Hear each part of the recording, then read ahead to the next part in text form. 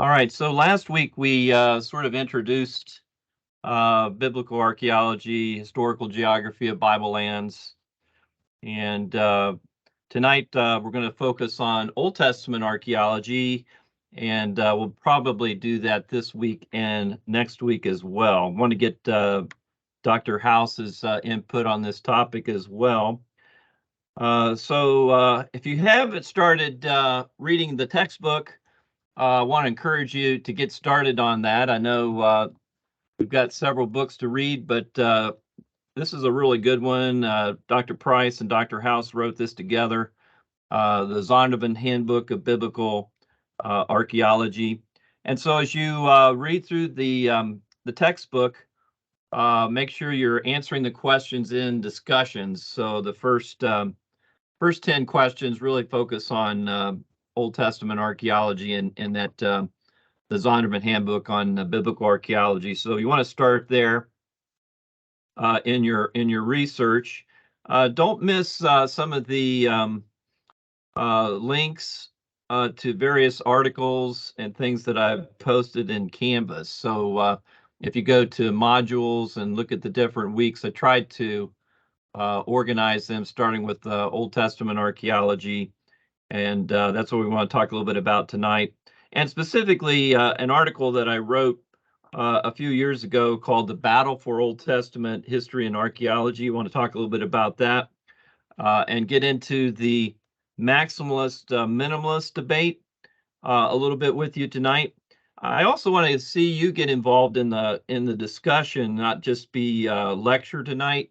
So if you have one of your textbooks, either the handbook or the Archaeological Study Bible, if you could get one or both of those out, I want to give you an opportunity to share some of the things that maybe you've read or studied so far in this course, and maybe even look at some of the articles and mention something that sort of stood out to you. So I don't want to just do all the talking tonight. I want to give you a chance to get involved.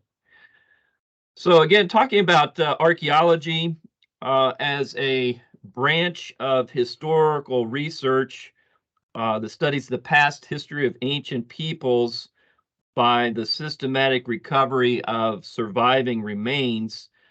Archaeologists, as you know, excavate and evaluate remains from the past.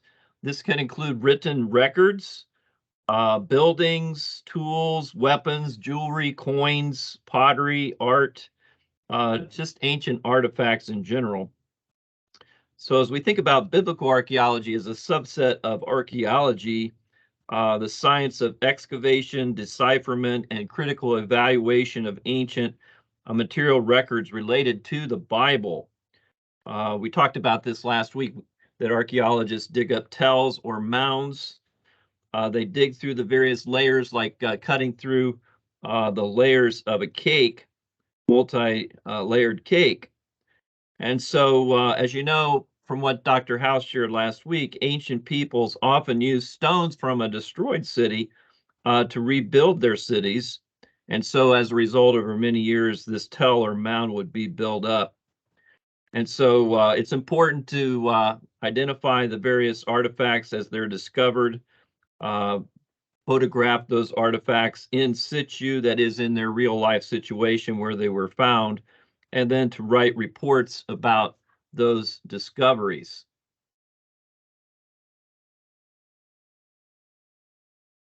I want to focus our attention tonight on this debate between minimalists and maximalists, and talk about some of the different archaeologists that have been involved in this debate.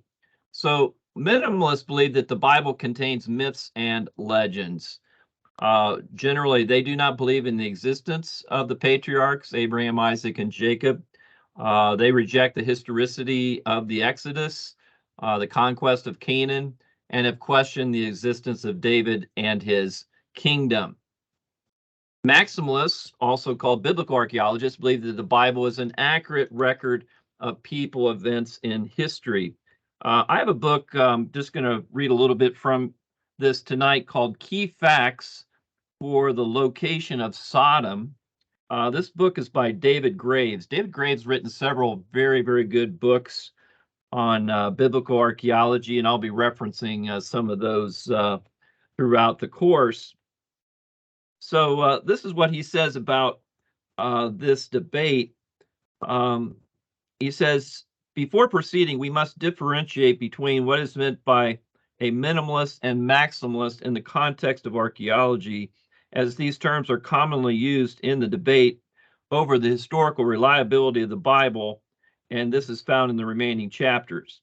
The minimalist view. In archaeology, a minimalist, sometimes called the Copenhagen school or revisionist school, as they sometimes call themselves, is one who finds that the Bible contributes little or not at all to our understanding of the history of Palestine before about 500 BC. That is, before Israel's return from the exile. The leading spokespersons for this view are Finkelstein, Lemch, and Thompson, among others. They argue that the primary Old Testament characters, like the patriarchs, Moses, David, and Solomon, did not exist except in the minds of the Israelites. Davies, a professed revisionist, says there is no way in which history automatically reveals itself in a biblical text. There are no literary criteria for believing David to be more historical than Joshua, Joshua more historical than Abraham, Abraham more historical than Adam. An additional problem, in fact, is that there is no non-literary way of making this judgment either, since none of these characters have left a trace outside the biblical text. Deaver, who does not consider himself to be a minimalist, summarizes their position in his book, What Did the Biblical Writers Know and When Did They Know It? He writes, there was no ancient or biblical Israel. These are all late intellectual constructs forced backed upon an imagined past by centuries of Jewish and Christian believers. The notion of ancient Israel stems ultimately from the Bible itself, but the Bible is pious fiction, not historical fact. The Bible, too, is a late literary construct written in and reflecting the realities of the Persian Hellenistic era, 5th through the 1st centuries, not the Iron Age of Palestine, 12th through 6th centuries, that purports to be its setting. Minimalists look to the date of the earliest discovered manuscripts of the Dead Sea Scrolls, written sometime in the 2nd century BC, to provide the date for the writing of the Old Testament books. All right, so it just gives you a little bit of introduction to the minimalist view. And as we think about these terms, because this is really what we're talking about, history in the Bible, these terms, history, historiography, historicity, maybe we need to clarify each one of these terms. When we talk about history, we are talking about events that happened in the past. For instance, the exodus of Israel from Egypt, we believe that was a historical event recorded in, of course, in the book of Exodus. Historiography refers to the writing about history, right? So history is the events themselves in the past. Historiography refers to writing about history and involves the interpretation of historical events that happened in the past. So we have, for instance, the Jewish historian Josephus and his writings. The writings of Josephus are going to reflect his viewpoint regarding, for instance, the Jewish-Roman War of 66, AD 66 to 73, and many other events. But he describes, of course, the fall of Jerusalem there in AD 70 by Titus and the Romans. Historicity refers to the actual existence in the past of people, places, and events. So questions regarding historicity: did Abraham really exist? Did the Exodus really happen? Was it a historical event? So history and historiography, historicity, these terms are discussed in this debate. So how does this relate to archaeology? Archaeology involves historical research and investigation as well as discovery. We talked last week about the steps that archaeologists take in terms of digging a tell. But when artifacts are found or sites are evaluated, the archaeologist has to find and evaluate those. Oftentimes they have other individuals who are experts in different areas to do evaluations.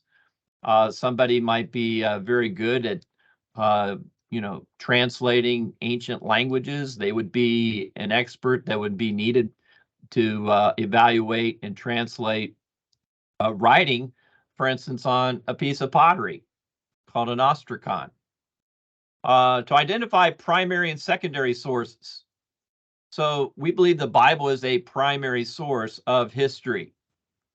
It is a historiography, if we want to say it that way. It's a writing about history with an interpretation, a theological perspective on history, because not all of the events of a particular past event are recorded.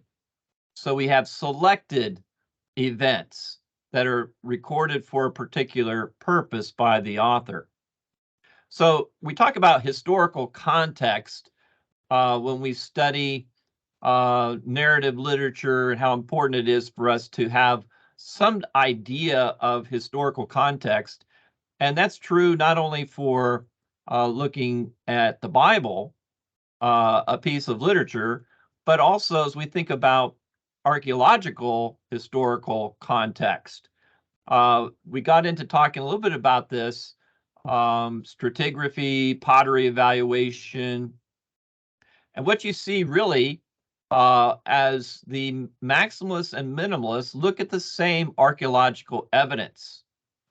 They're going to come to different conclusions as to when that particular evidence, what time period it relates to.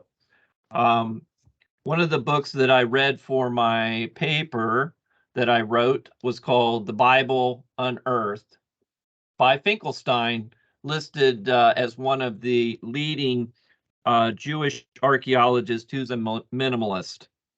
So I just want to read, I won't read the whole thing here, but let me just read the thesis of the book, which is found on page 14 of this book.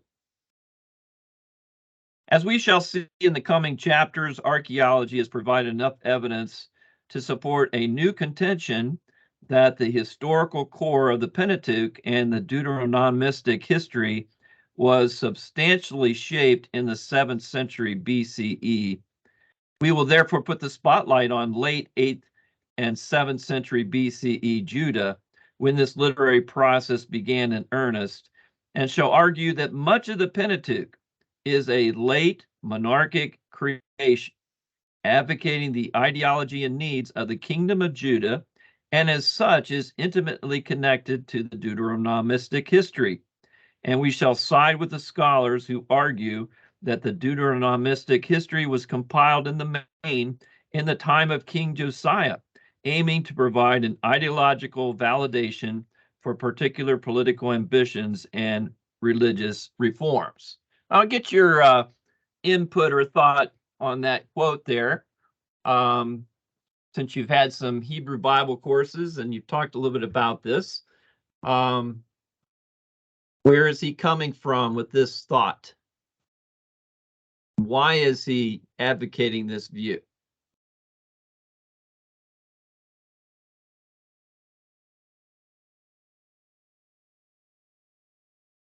That is the Pentateuch being written during the time of Josiah. Well, doesn't this go back to the JEDP kind of documentary hypothesis, following, the Deuteronomist editorial there, and therefore this is just made up to basically reinforce the political stance of the kings. So it equates it just with what Homer did with Iliad, and so forth. So, and it makes it Near Eastern myth. Yes. Some other thoughts on this? It's a good observation there, Ian.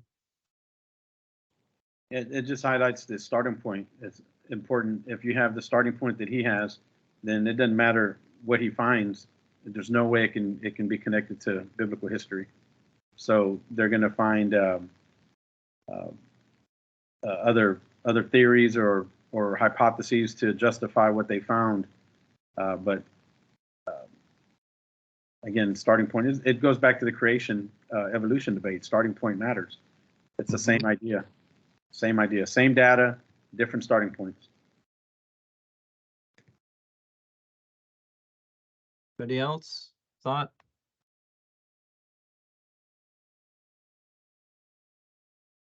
Well, let's keep going. We'll get your thoughts some more as you go. So Alan Ross, in his commentary on Genesis, talks about the Bible as history. He says, judged by its distinct ideas in the ancient world, the Bible must be considered, he calls, a unique type of history. Scripture was never intended to be a mere chronicle of events or the biography of a nation.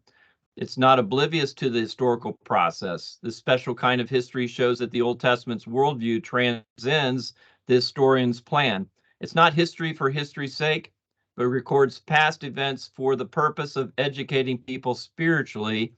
It presents a theological view of history, interpreting with a divine cause as well as a human one. Thoughts on that? I'm going to ask you also, if you have your Bible, to go to Genesis and show me an example of this. Okay. So what does he mean by unique type of history or theological view of history?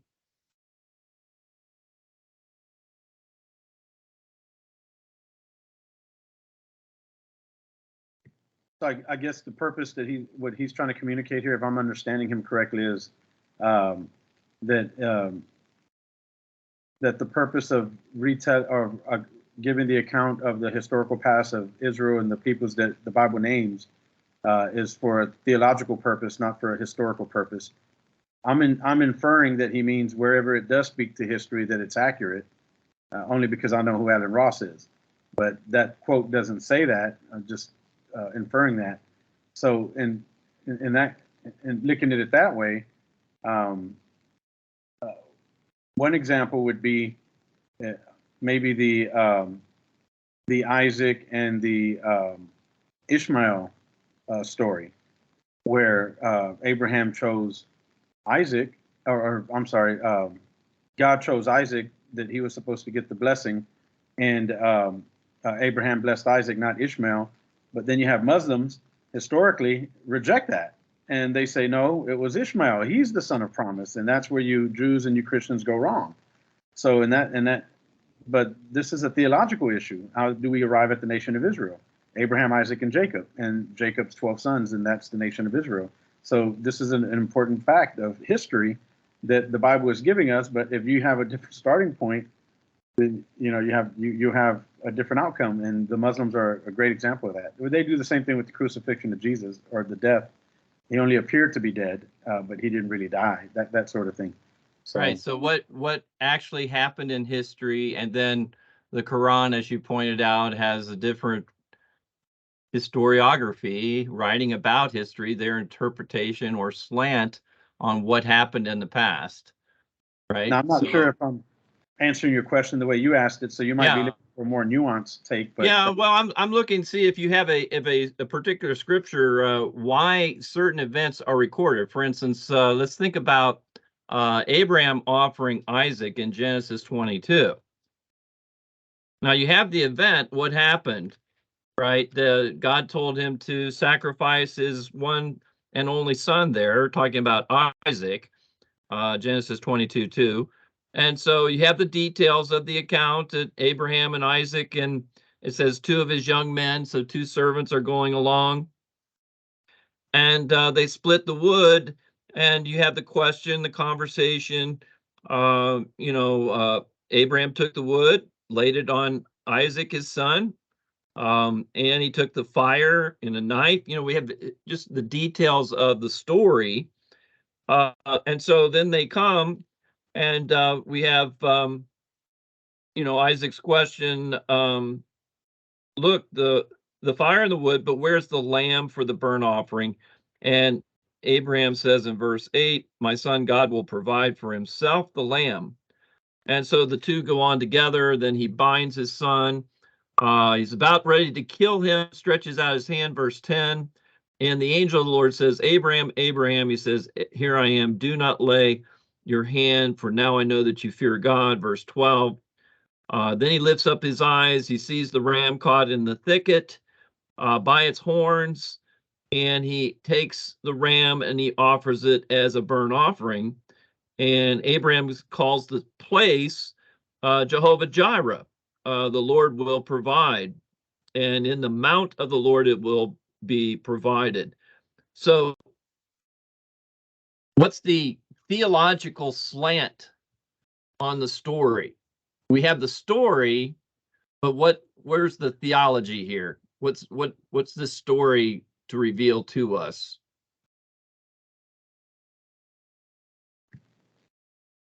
Go ahead, Eduardo. I was gonna say that God it's a type of God Himself providing Christ as the of the Savior, the Lamb of God who takes the sins of the world away, according to John the Baptist's words. So it gives the historical foundation for that to happen later on. I even heard a you have the type and the anti-type sequence, which again relates to history, because the type and the anti-type are historical, right? The lamb was a real lamb.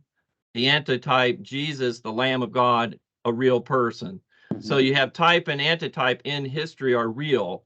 What I'm getting at here is the purpose for a particular narrative is usually a theological purpose. Why would this be put in Genesis?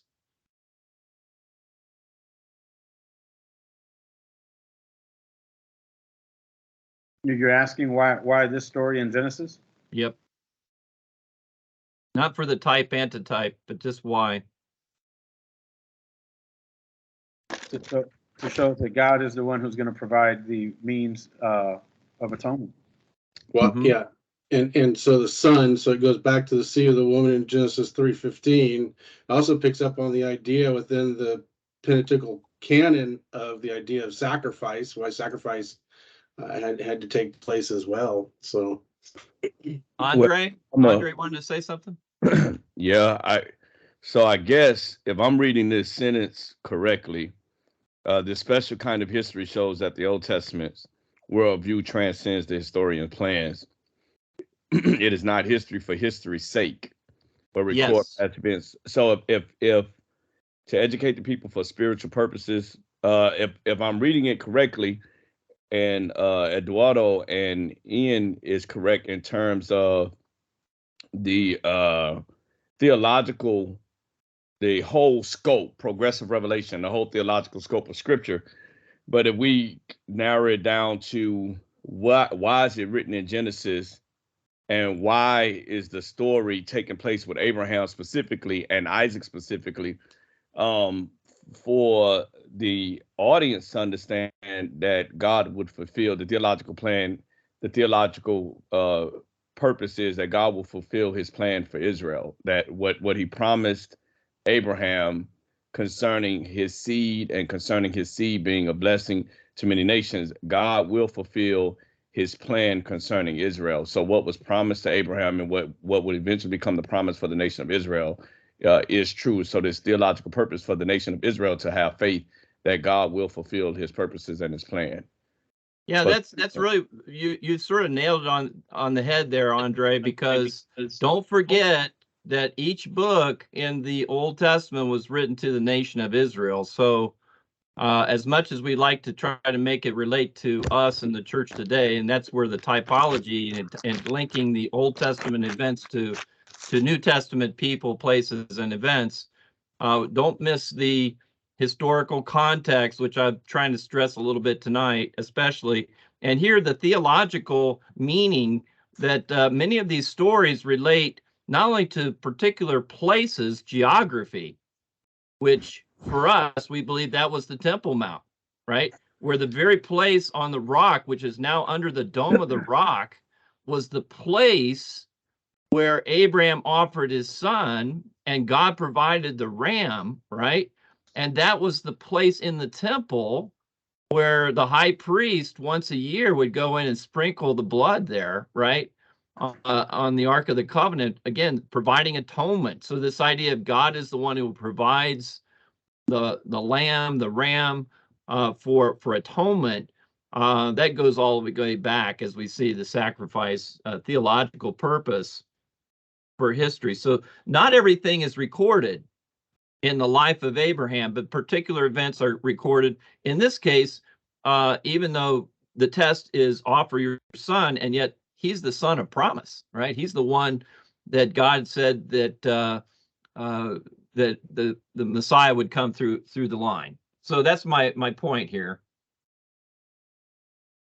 So again, denying historicity, minimalists deny the historicity of Genesis and the Mosaic authorship of Genesis. And it's interesting to see those two ideas linked together, with basing their views on the documentary hypothesis, JEDP, popularized by Wellhausen in his book Prolegomena to History of Ancient Israel.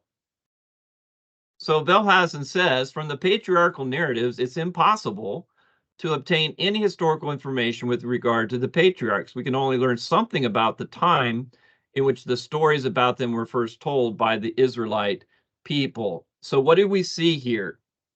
We see a movement in terms of liberal scholarship in the Old Testament away from history to story. We've moved away from history to story. And that's how the Old Testament is viewed, right? So once you move from history to story, then it becomes a myth, or it's Israel's myth. It's Israel's legend about creation. It's Israel's story. You see how easy you can make that move when you move away from history. So Gunkel wrote a book, The Legends of Genesis. He says the stories of the patriarchs were sagas or legends. Eisfeld, another Old Testament scholar, said the patriarchs were representatives of the post-Mosaic people of Israel, projected back into a pre-Mosaic age.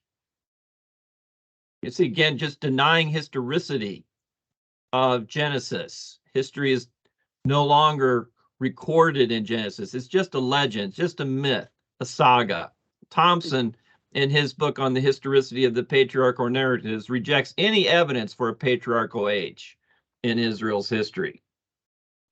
I find the middle quote that you gave kind of ironic, that he calls it pre-Mosaic or post-Mosaic, but denies Moses. Yeah. It's weird. Yeah, it is weird. Goldengay, the fashion of current Old Testament scholarship is to replace history by story as the best category for Old Testament narrative. It's difficult to be sure on historical grounds what actual events lie behind the Genesis narrative. This realization enables us still to interpret and profit from the story, even when we have to be agnostic about at least some aspects of its history. All right, so you get an idea of what's being rejected here is the history of Genesis. In contrast to that, Albright, archaeologist, says the picture in Genesis is historical. All right, so this debate's been going on for quite some time between archaeologists and Old Testament scholars. There is no reason to doubt the general accuracy of the biographical details, the sketches of personality which make the patriarchs come alive with a vividness unknown to a single extra-biblical character in the whole vast literature of the ancient Near East. So here you have an archaeologist arguing that the Bible is historical. Another archaeologist, Kenneth Kitchen, the patriarchal narratives of Genesis 11:50 can be wholly different from the third class of ancient Near Eastern narratives. The Genesis narratives are expressed, notice, in straightforward prose, not the stilted epic poetry of such as Carrot and Daniel at Ugarit. In both content and literary mold, the patriarchal narratives are visibly more realistic and seemingly historical than anything in most of the historical legends of the ancient Near East. So he says, as you compare Genesis with other stories, we call them myths of the ancient Near East, right? Genesis comes across historical because of prose writing instead of poetry. Of course, you saw a little bit of that in the debate on Genesis 1 and 2. Is it prose? Is it poetry?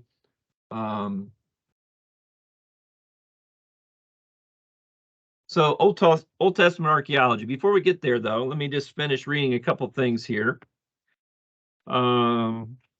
This is from that book again. Key facts for the location of Sodom. You're talking about the maximalist view. The maximalists are those who generally accept the biblical text as historically accurate and see a significant correspondence between the Bible and archaeological data.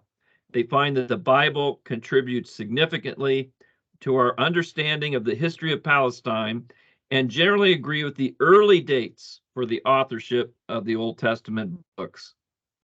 Kitchen lays out significant evidence in his book on the reliability of the Old Testament. How many of you have seen that book?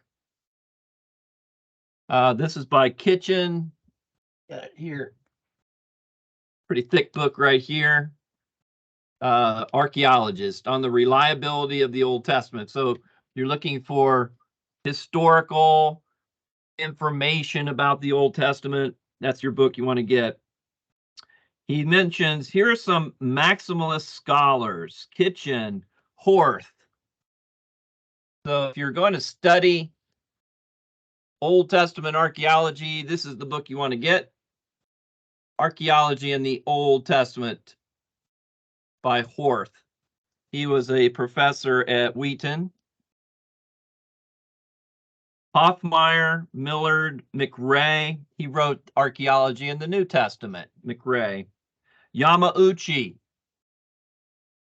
another archaeologist, historian, Persia in the Bible, his famous book, Yamauchi, Persia in the Bible.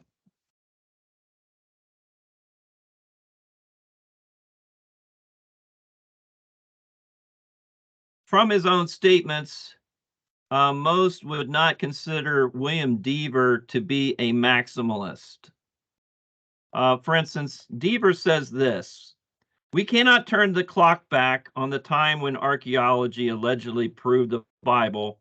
We must allow archaeology as it is practiced today to challenge as well as to confirm the Bible stories. Some things described there really did happen, but others did not."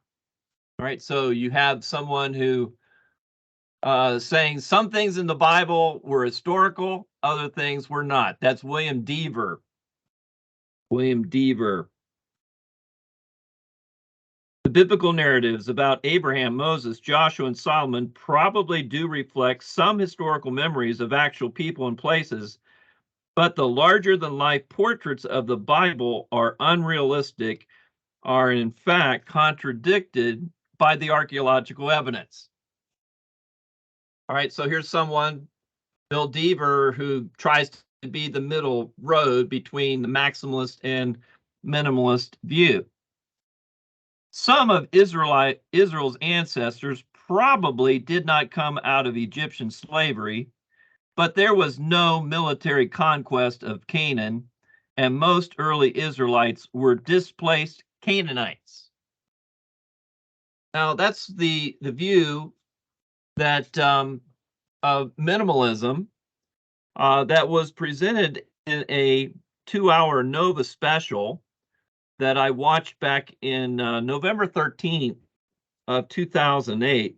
I don't know if you can still see it today or not, but it was called The Bible's Buried Secrets. The Bible's Buried Secrets. So I watched that 2-hour special, and that sort of prompted me to want to research this topic and write a research paper on it. Paula Epsell, who produced the Nova special, said this: "The Bible's Buried Secrets is an archaeological journey into the Hebrew Bible, more commonly known as the Old Testament.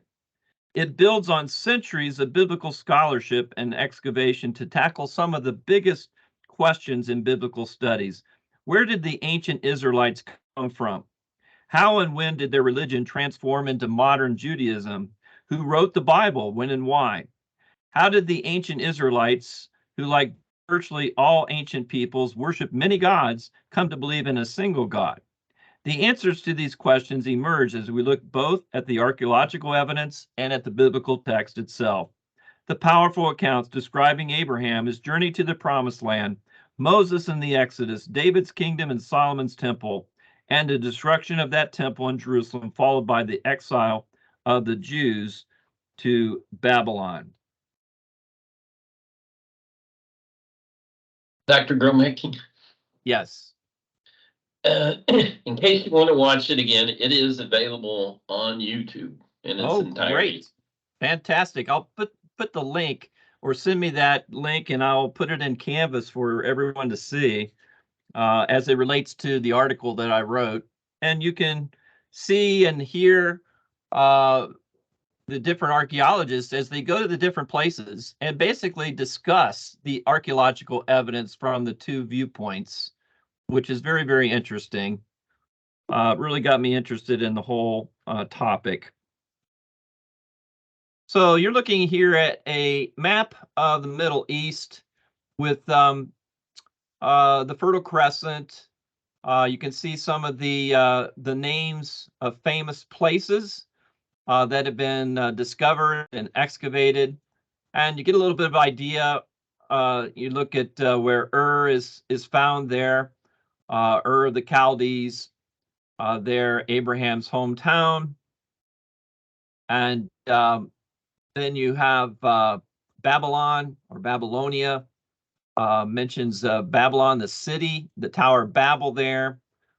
You have Akkad, where you have Akkadian. Mesopotamia, you have Assyria to the north, modern-day Iraq. You have Ashur, Nineveh. You go up to Haran. Of course, Abraham, as you know from Genesis 11, left Ur of the Chaldees and went to Haran. And he was there until his father died, Terah. And then he went from Haran down into Israel. And you can see some of the different places that are have been discovered. We're going to talk about Ebla, Mari, there, which is in there would be around Syria. He mentions Aram, which was the ancient name for Syria. Go down to Beersheba. There, Abraham went down there, and then down into Egypt there, and mentions Goshen, which would be the region where Joseph and then Jacob and the brothers came to live. Joseph's brothers came to live there in Goshen, which was called Lower Egypt. Notice Upper Egypt and is south, and Lower Egypt's in the north, in the Delta region of the Nile River. So you get a little bit of idea of where Abraham journeyed.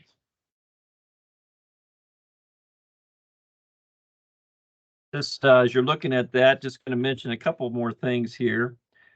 Israel Finkelstein, in the book The Bible Unearthed, says this. He's a minimalist.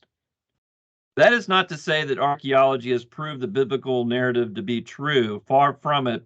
It's now evident that many events of biblical history did not take place in either the particular era or the manner described.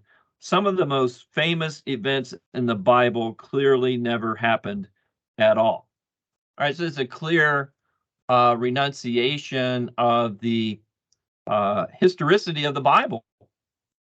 He says archaeology has helped to reconstruct the history behind the Bible, both on the level of great kings and kingdoms and the modes of everyday life.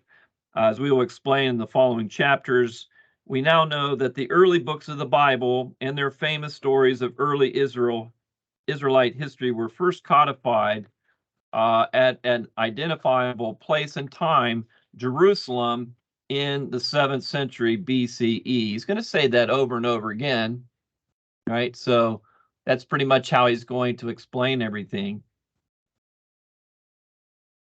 Mario Liverani, professor of ancient Near Eastern history at the University of Rome, wrote a book called Israel's History and the History of Israel. He argues that the history of Israel found in the Old Testament is a creation of the post-exilic community written to justify the resettlement of the Jews in Israel during the Persian period. Liverani believes that the history of Israel from the patriarchs to the end of the United Monarchy was invented to justify the occupation of the land by the Jews who returned after the decree of Cyrus in 537 BC. Liverani calls the returnees Zionists and the people who stayed in Israel the people of the land.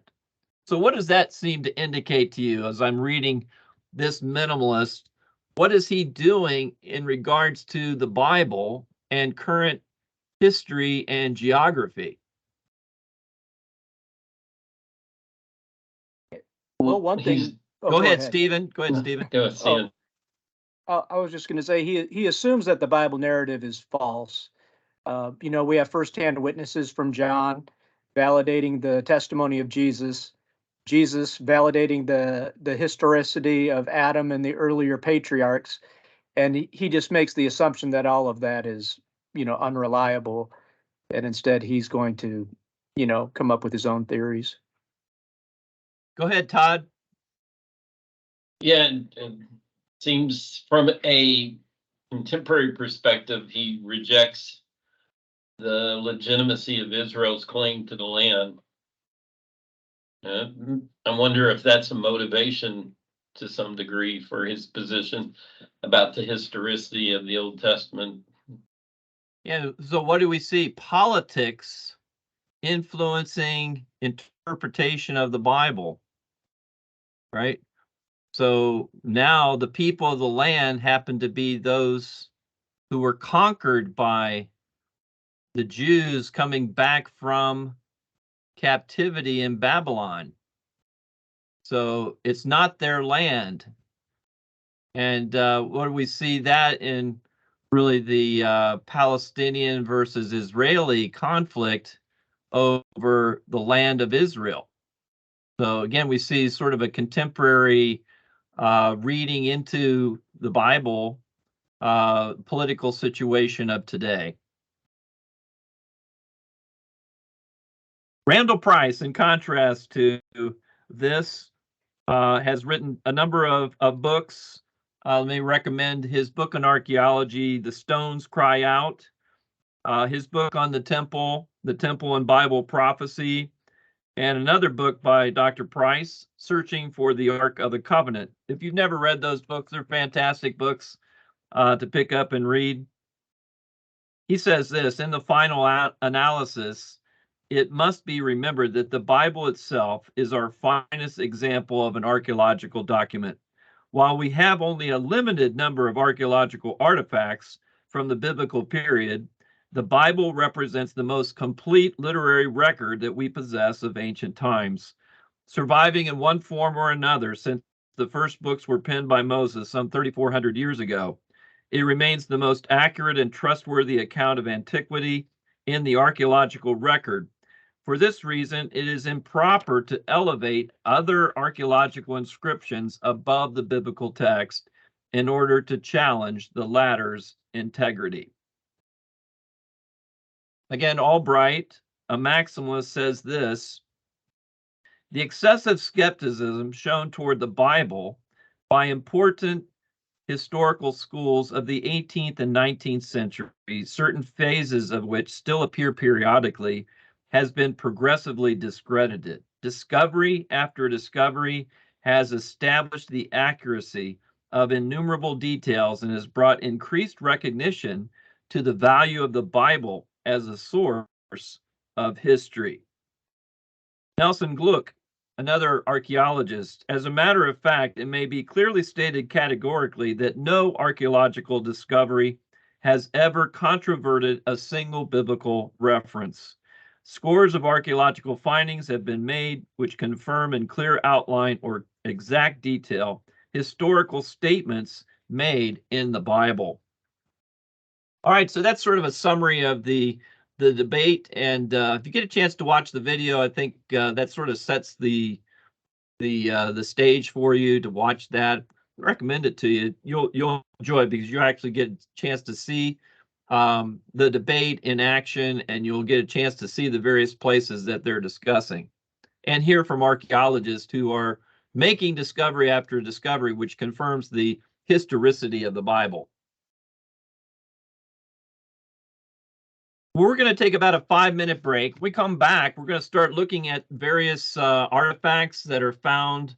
And mentioned, I want each one of you to find for the book of Genesis a particular artifact, either in the Archaeological Study Bible or in the Handbook on Biblical Archaeology. So if we come across a picture of it, I'd like for you to maybe read either a portion of that article or comment on its significance. And so we're going to go through a number of things like that tonight, and also talk about some other areas of debate in biblical archaeology. So I'll see you in about 5 minutes.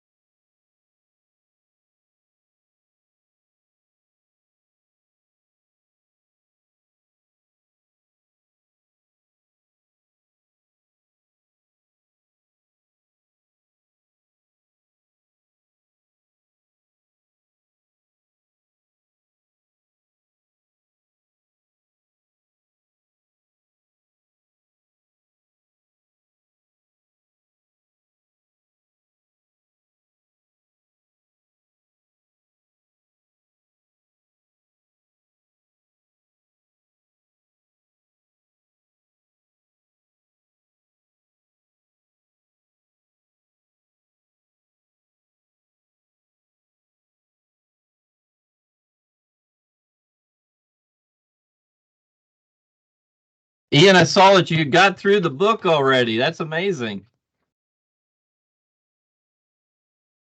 That's really Yeah, great. just trying to plug ahead. Yeah, you're definitely on moving fast there, brother.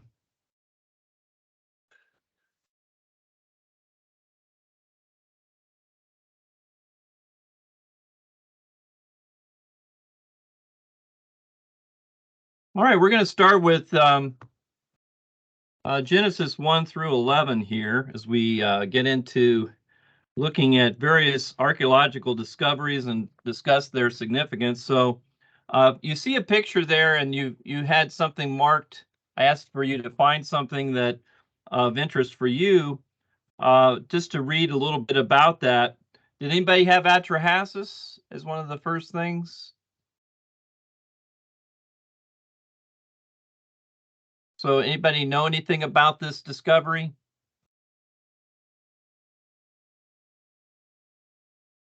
Anybody know what it is?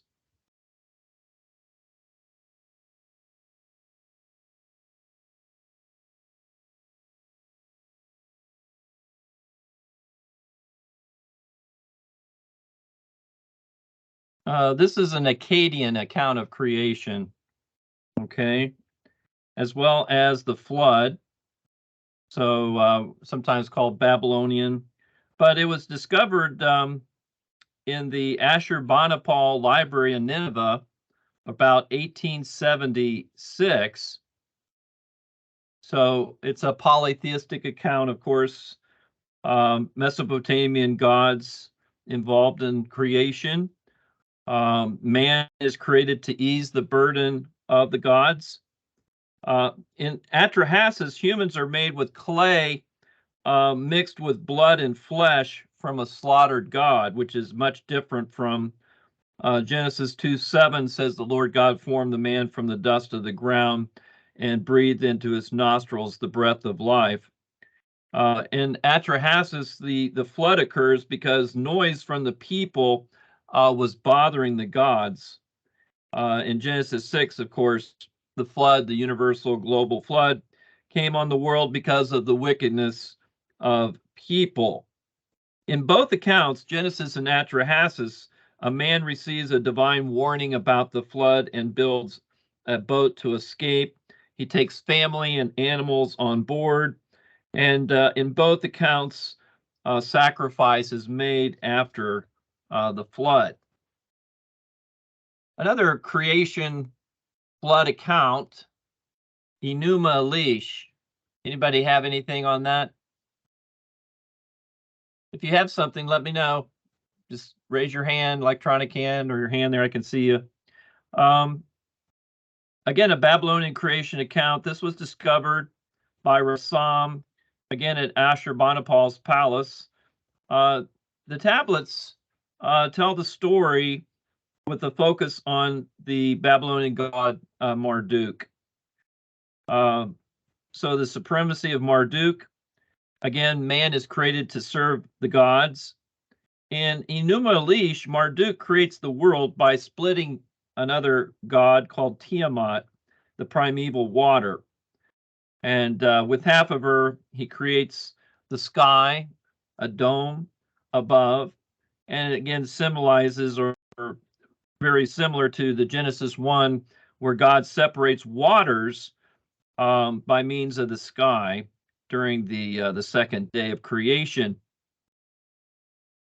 Some differences between this account, of course, violence in the creation account of Enuma Elish.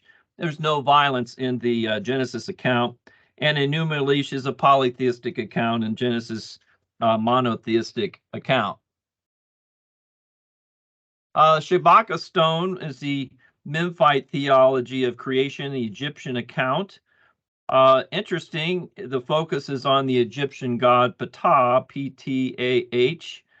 There are similarities with the Bible and dissimilarities in all of these accounts. Ptah creates all, and he does it through speaking, which is interesting when you compare Genesis 1 and the powerful word of God there in Genesis 1, God said. So the account, according to the ancient Near Eastern literature says this. The mighty great one is Ptah. He transmitted life to all the gods, and he put their cause, Ka, the Ka was sometimes viewed as like a soul or life, into each. It mentions here that Ptah formed the gods. He made cities. He put the gods in their shrines, and he established their offerings. The gods entered the bodies of every kind of wood, every kind of stone, every kind of clay, or anything in which they had taken form. So you get the idea of idolatry here related to the various gods of the Egyptians. And we won't take the time tonight, but it's also interesting to look at the plagues that God sent upon Egypt as a polemic against the various gods of Egypt. And of course, the Nile River was viewed as a god, and so the son of Pharaoh was viewed as a god. And of course, the killing of Pharaoh's son was again a polemic, was showing the power of the true God. Some of the hieroglyphics here. What about the Sumerian kings list? Anybody find any information about the kings list? What's its significance? Go ahead, David. What'd you find? Well, I've always been interested in this. It's a listing of Sumerian kings that reigned both before the flood and after the flood, and some of them are, well, none of them are, believable, because some of their lifespans are like thousands of years long. But nonetheless, it does confirm that there was that they recognize a flood that interrupted civilization, and none of the kings that ruled in the pre-flood time, none of the places that they ruled are mentioned in the kings that were after the flood. So it's like the whole landscape changed, the civilization and landmarks were all different. So very good, David. Thank you for that. Anybody else comment on the kings list? So the key, as David was pointing out, the pre-flood kings lived long ages. And again, when you study Genesis chapter 5, the Toledot of Adam, you see the antediluvians, the people who lived before the flood, and the ages that they lived. And there's often a debate, discussion as to why people lived a long time before the flood. If somebody asked you that question, what would you say? I asked Bill Barrick that question on the Grand Canyon tour, his thought on it, if it was, the canopy, idea of blocking ultraviolet rays, just what his thoughts were. And he said there's been some studies on the genetic purity of Adam and Eve, and the fact that they, the genetic purity had not been diluted over many generations. And so that would have been the reason why that they were living longer. So I thought that was interesting. And it's also interesting to think about people who survived the tribulation period living for centuries in the millennium. Sort of going back to a time when man can live for long periods of time. Well, obviously, after the flood, there's shorter time frame, but still a lot longer than people live today. According to Psalm 90, we're supposed to live, 70 years, if for strength, 80, right? But then, of course, we have people in the Bible lived after the flood who lived a couple centuries, right? So at least almost a couple centuries there. So that's very interesting. Here's something to think about as relates to the flood accounts, and there are those, the minimalists, who again are going to discount the Bible. They look at these stories about the flood, for instance, in Enuma Elish and Atrahasis and say, well, these accounts regarding creation and the flood are older than Genesis, especially you evangelicals say Moses wrote Genesis. Did Moses borrow information from Atrahasis and Enuma Elish? He was in Egypt. Was he familiar with the creation account of the Egyptians and the Shabaka stone? What would you say to somebody who asked you or stated that you think Moses borrowed from the Babylonians or the Egyptians? I would say that Moses certainly knew about them because those stories do predate Moses. It would be wrong for us to think that they didn't or to tell people that they didn't, but that Moses' story or his version is so sophisticated and isn't filled with outlandish storytelling like splitting a dead god and creating the heavens and the earth from the body of a dead corpse of a god. That his story actually fits what we see in our normal reason and observations of the world that we live in. That his story is the one that actually makes sense. So he is actually telling the truth of what happened in the beginning. And at the table of nations, when the peoples were dispersed, they took that and those stories and they kind of embellished them and came up with their own myths. But they go back to a common true story. And Moses is just giving us the actual true story, even though he's coming way later. Okay. Anybody else? Thank you, Eduardo. Anybody else? I'd say, kind of to Eduardo's point, I mean, Moses knew about it because he grew up and was educated with all of those stories, whereas the common man wasn't. And Moses may have been giving an apologia to the other stories as a result of having learned all these other stories. What's your thoughts on the Toledotes of Genesis being written stories that were handed down from generation to generation, leading to Moses having that as a source for writing his book? That's what I was going to get to. It's hard to say that it was the source for his book definitively, but definitely the fact that the Toledotes in Genesis 5 lend, I think there's enough peripheral evidence that that Adam and those after him, that some records were kept. So Moses was retelling the story that God had already, established earlier. I had some good quotes from Bill Barrick on this. He framed it a lot better than I did. I have notes on it somewhere, but Very good. I'd be interested in seeing those if you find it. Well, the Gilgamesh epic is another one. Go ahead, Todd. I'm sorry, I missed you. Go ahead. No, that's all right.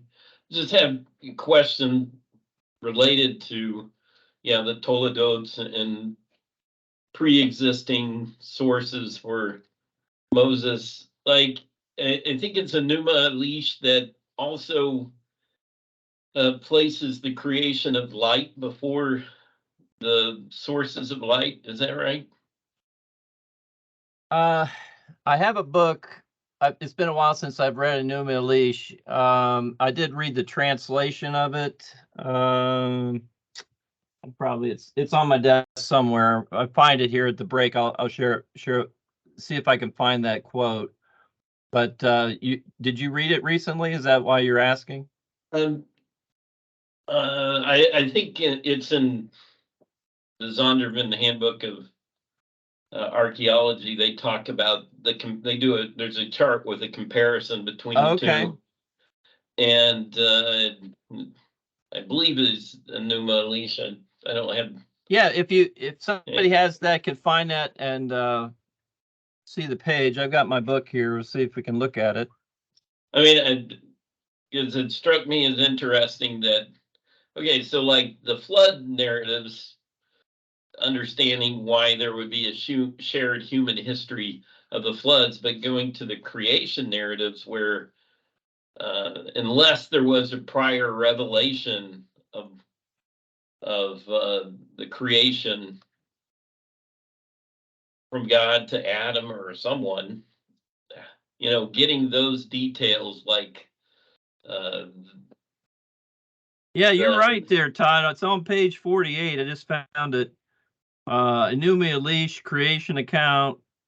They have light pre-exists creation of sun, moon, and stars, and it gives the reference there. And of course, that's true for Genesis. So, what's interesting and fascinating, if you do a research paper on this or do a study, is what are the similarities? Where are they the same, and then where are they different, and then try to explain why you find the differences. But the similarities are arguments then for the historicity. You have an extra biblical confirmation, historical confirmation for the historicity of the Bible, that was taught or told, passed on from generation to generation. Yeah, I guess because it is of events that pre-existed human history, and there's that striking of a comparison. I mean, in so many ways, the creation account is so different from Enuma Elish and the biblical account. But it's like, okay, there had to be some common source. It couldn't just be remembered human history. And yeah, the idea that Moses was copying from Enuma Elish is obviously not satisfying. So yeah, I think that the idea of the Toledot and there being some God previously revealed to Adam, or prior to Moses, he revealed the events of creation. This would be an interesting explanation for those striking resemblances. Well, probably the most famous of the flood accounts is the Gilgamesh epic. Again, this was discovered by Austin Henry Layard in the library of Ashurbanipal, Nineveh in 1849. 12 Akkadian tablets translated in the early 1870s by George Smith, a British scholar there. And this created quite a stir, the discovery of the Gilgamesh epic, because of its links to the Genesis flood narrative. Gilgamesh was a ruler of a dynasty of Uruk, the son of a goddess, Ninsun, and an unknown man. So Gilgamesh was 2/3 God, 1/3 man. That's interesting, especially as it relates to Genesis 6 discussion. The first 10 tablets describe the adventures of Gilgamesh and his close friend Enkidu. Anybody ever read Eric von Daniken, his book Chariots of the Gods? Chris is shaking his head. What does von Daniken teach, Chris?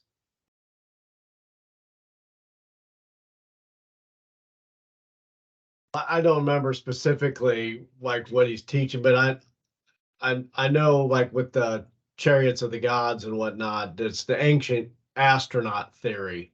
Yes. If you've watched Ancient Aliens on television, you know it's all about the ancient astronaut theory. Remember I talked a little bit about that before? I actually wrote a paper on that. But he says in Chariots of the Gods, he says, we learned that Gilgamesh was a mixture of God and man, 2/3 God, 1/3 man. And he says pilgrims would come to Uruk and gaze upon him in fear and trembling because they had never seen a person like him for beauty and strength. And so, in other words, the beginning of this narrative contains the idea of interbreeding between God and man yet again. So this is this idea of the ancient aliens, right? Interbreeding. And that's why I was very interested in reading Chariots of the Gods, and then looking at the Genesis 6 narrative there. In the 11th tablet of Gilgamesh epic, the Gilgamesh meets a man by the name of Utnapishtim, who is the Babylonian Noah. Utnapishtim is his name. So after Enkidu died, Gilgamesh is filled with grief. He roams the earth. He crosses the waters of death in a boat looking for immortality. And beyond the waters of death, Gilgamesh encounters Utnapishtim, also named Atrahasis. He tells him the story of the great flood. According to Utnapishtim, the god Ea warned him that a flood was coming, and he was to build a boat. The boat was to be 120 cubits square, 7 stories high, covered with bitumen, loaded with food, gold, silver, his family, craftsmen, and animals. The storm lasted 6 days and 6 nights. When the boat finally grounded on a mountain, a dove was sent out, then a swallow, then a raven. When Utnapishtim came out of the ark, he offered sacrifices around which the gods flocked like flies. All right, so you heard me read a little bit about that. Similarities, differences there?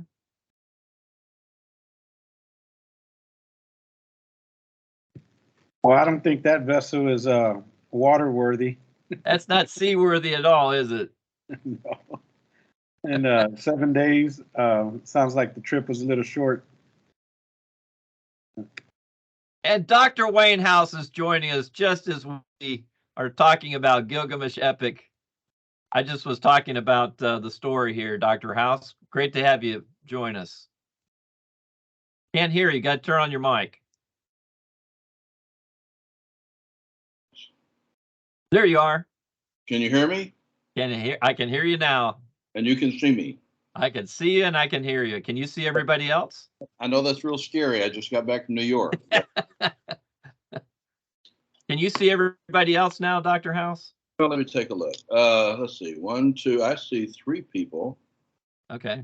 Maybe this. If I go here, is another. Yeah, I think I can, but they don't all come in at once. But that's fine. Okay, that's good. So what we're doing right now, I started the first hour. We talked about biblical minimalism versus maximalism in the debate. This hour, we're starting Old Testament archaeology. We're in Genesis right now. As we go through, look at various artifacts, getting the students' input. I'm asking them some questions. So we're talking about the Genesis flood and Gilgamesh and similarities and differences there. So it's interesting when you do the comparative study, you have the Babylonian Noah, who was Utnapishtim.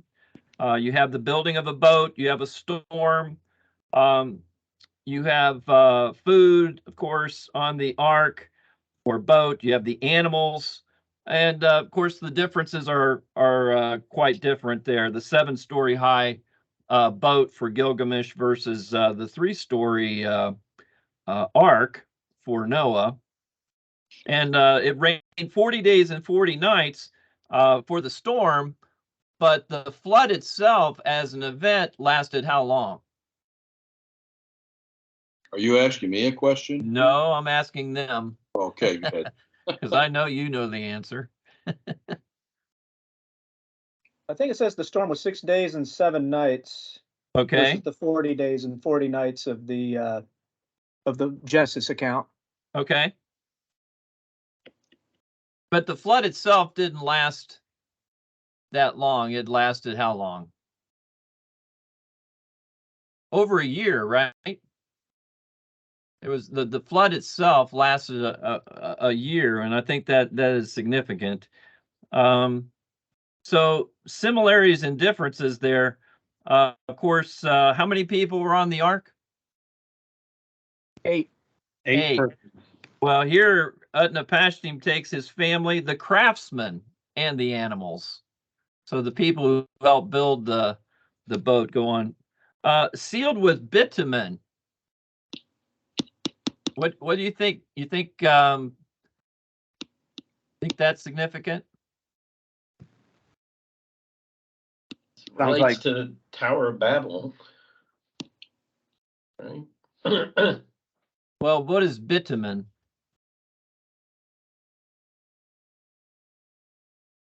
Is it similar to pitch? Like what I'm Yeah. thinking, pitch is tar, right? Like It tar, seems to be that. asphalt. Okay. If that's the case, you think the ark was dark, black? It was coated inside and out. And that would seal it. It was sealed from, water getting in. Right? Which is very interesting. Yeah, that's the mortar they used for the Tower of Babel to reach up to heaven.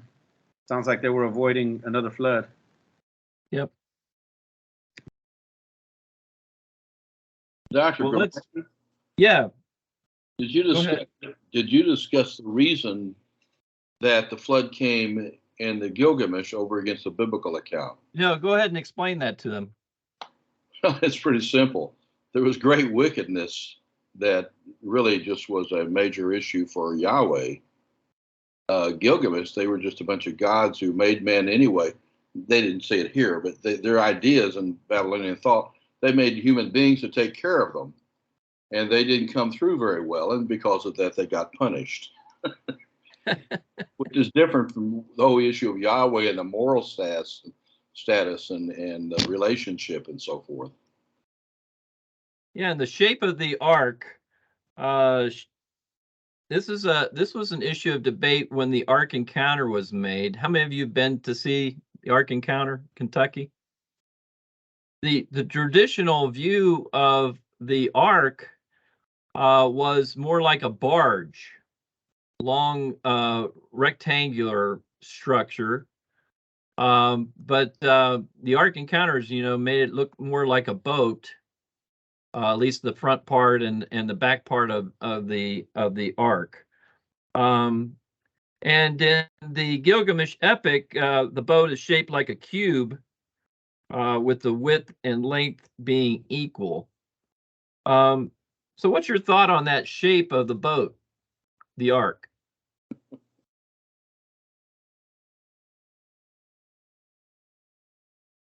You mean in regards to Gilgamesh's? Well, you could, yeah, I mean, you would make your comment on that. I think we've already said it probably would be difficult to be in a boat like that, right? Yeah. Why? Well, it's not going to ride the waves very well. It's not going to ride the waves, and that was the argument that Ken Ham gave for the way that they constructed the Ark Encounter, with I don't know what they call that part, which is above, like they call it a keel or something, and something at the back of the boat. They said that when they tested a model in the water, that it produces more stability. It would have been more stable for the people inside the boat, rather than just a barge-shaped boat. So there's actually a video out on this, on the shape of the ark. You can get a copy of that. Well, let's keep going. Is Noah's Ark still on Mount Ararat? And how does this have anything to do with archaeology? Have you ever gone to Mount Ararat, Dr. House? I have not, but I have some views on this. I want to hear your views on the Ark on Mount Ararat. I've seen a number of shows on this, and I've read Dr. Morris, John Morris, his book. He went to Mount Ararat 10 times, and there's some interesting pictures in his book of what the Ark could be in the Ahura Gorge. At least that's been one theory. But I'd like to hear your views on this, Dr. House. Well, it's just interesting to me that so many people have looked for the ark there and they can't seem to locate it right. Of course, Randall Price has done this several times, Morris, different ones. And I've got a friend of mine who's a pretty good archaeologist. He tells me that the reason why nobody's found it, they're on the wrong mountain. But, it's the Ararat Mountains. It's not a specific one. And so that's an issue. If you're looking the wrong place, as long as you look, you won't find it. But there's another thing comes to me, and it's just a rational viewpoint, I think, a reasoning, that something that landed like that over a period of time, if you're in this particular vicinity, I don't think they were as concerned like we are in our day for museums and artifacts being kept and, somehow even some circles worship. But this is a lot of wood that is likely to have become homes. I suspect it's not even intact anymore. I mean, there have been too many people over the years, oftentimes bringing back fakes with them to try to argue they have it. But I just sort of suspect it's not even there anymore. Not that it wasn't. And there may be some traces of it, but I think people would have been interested in using, as all the ancients were. That's what they did in everything they did. They used something that was available rather than trying to, order it from Amazon. So it's the fact that it's not likely, I think, the ark is even there now. Yeah, the question is, after all these years, would it survive being wood? And then there are those who say, well, because this is a snow-covered mountain, that it's buried under layers of ice and snow, and there's no way it could be found. Those who claim to have seen it have claimed to have seen it at times when the summer, when there was a time of snow melt, a time when there's been drought. And so there have been times people have claimed to have seen it in the past. And so we have people in history who've written that they actually went and visited the Ark. So again, those stories, for instance, coming out of China, I think was that there was some type of discovery. I think most people now recognize that that was a forgery. If people really found it, I can't believe at this juncture of so many people looking and so many people making claims that better evidence hasn't come out of there. Yeah. So I just have at least a big question mark. Yeah. Let's see. I think I missed something here. You were going to the pyramids, right? Yeah, but I really wasn't. I'm gonna wait and when I deal with in fact, I'm gonna skip over to right now. I'm gonna bring that up. I want to talk a little bit about 3 here. Have you been to that region at all, Dr. House? No, it's not usually the kind of accessible thing to get to. I mean, maybe we could take a chance, but I haven't. Yep. From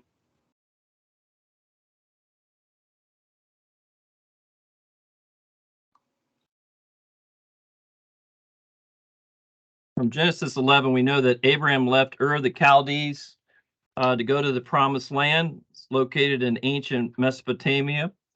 And the archaeologist who did the work there, C. Leonard Woolley, excavated the site 1922 and 1934. I wanted to talk a little bit about the ziggurat here as it relates to the Tower of Babel, and just to get your thoughts on that. Of course, the Tower of Babel has not been discovered, right? When you read in Genesis 11, it says they wanted to make a name for themselves, so they made bricks. They built a city and a tower. So I take it that it was not just the construction of the tower, but the city as well. And the Babylonian ziggurat, many believe that this was the building type. This type of building was what was being done at Babel. So I want to get your thoughts on that. Do you think this was the prototype there, that we find other ziggurats there in the Mesopotamia region? Here you find one at Ur, that these are very similar in construction to the Tower of Babel. Are you asking me? I want to see if the students have any information on that, but then I want to hear your view as well.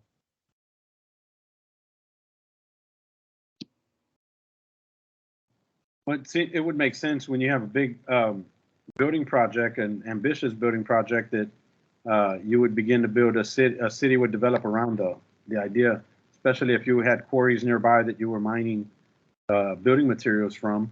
Then cities could easily develop in that. That's where you would need the workers to be. So I can see the city and the tower being going at the same time, kind of organically developing.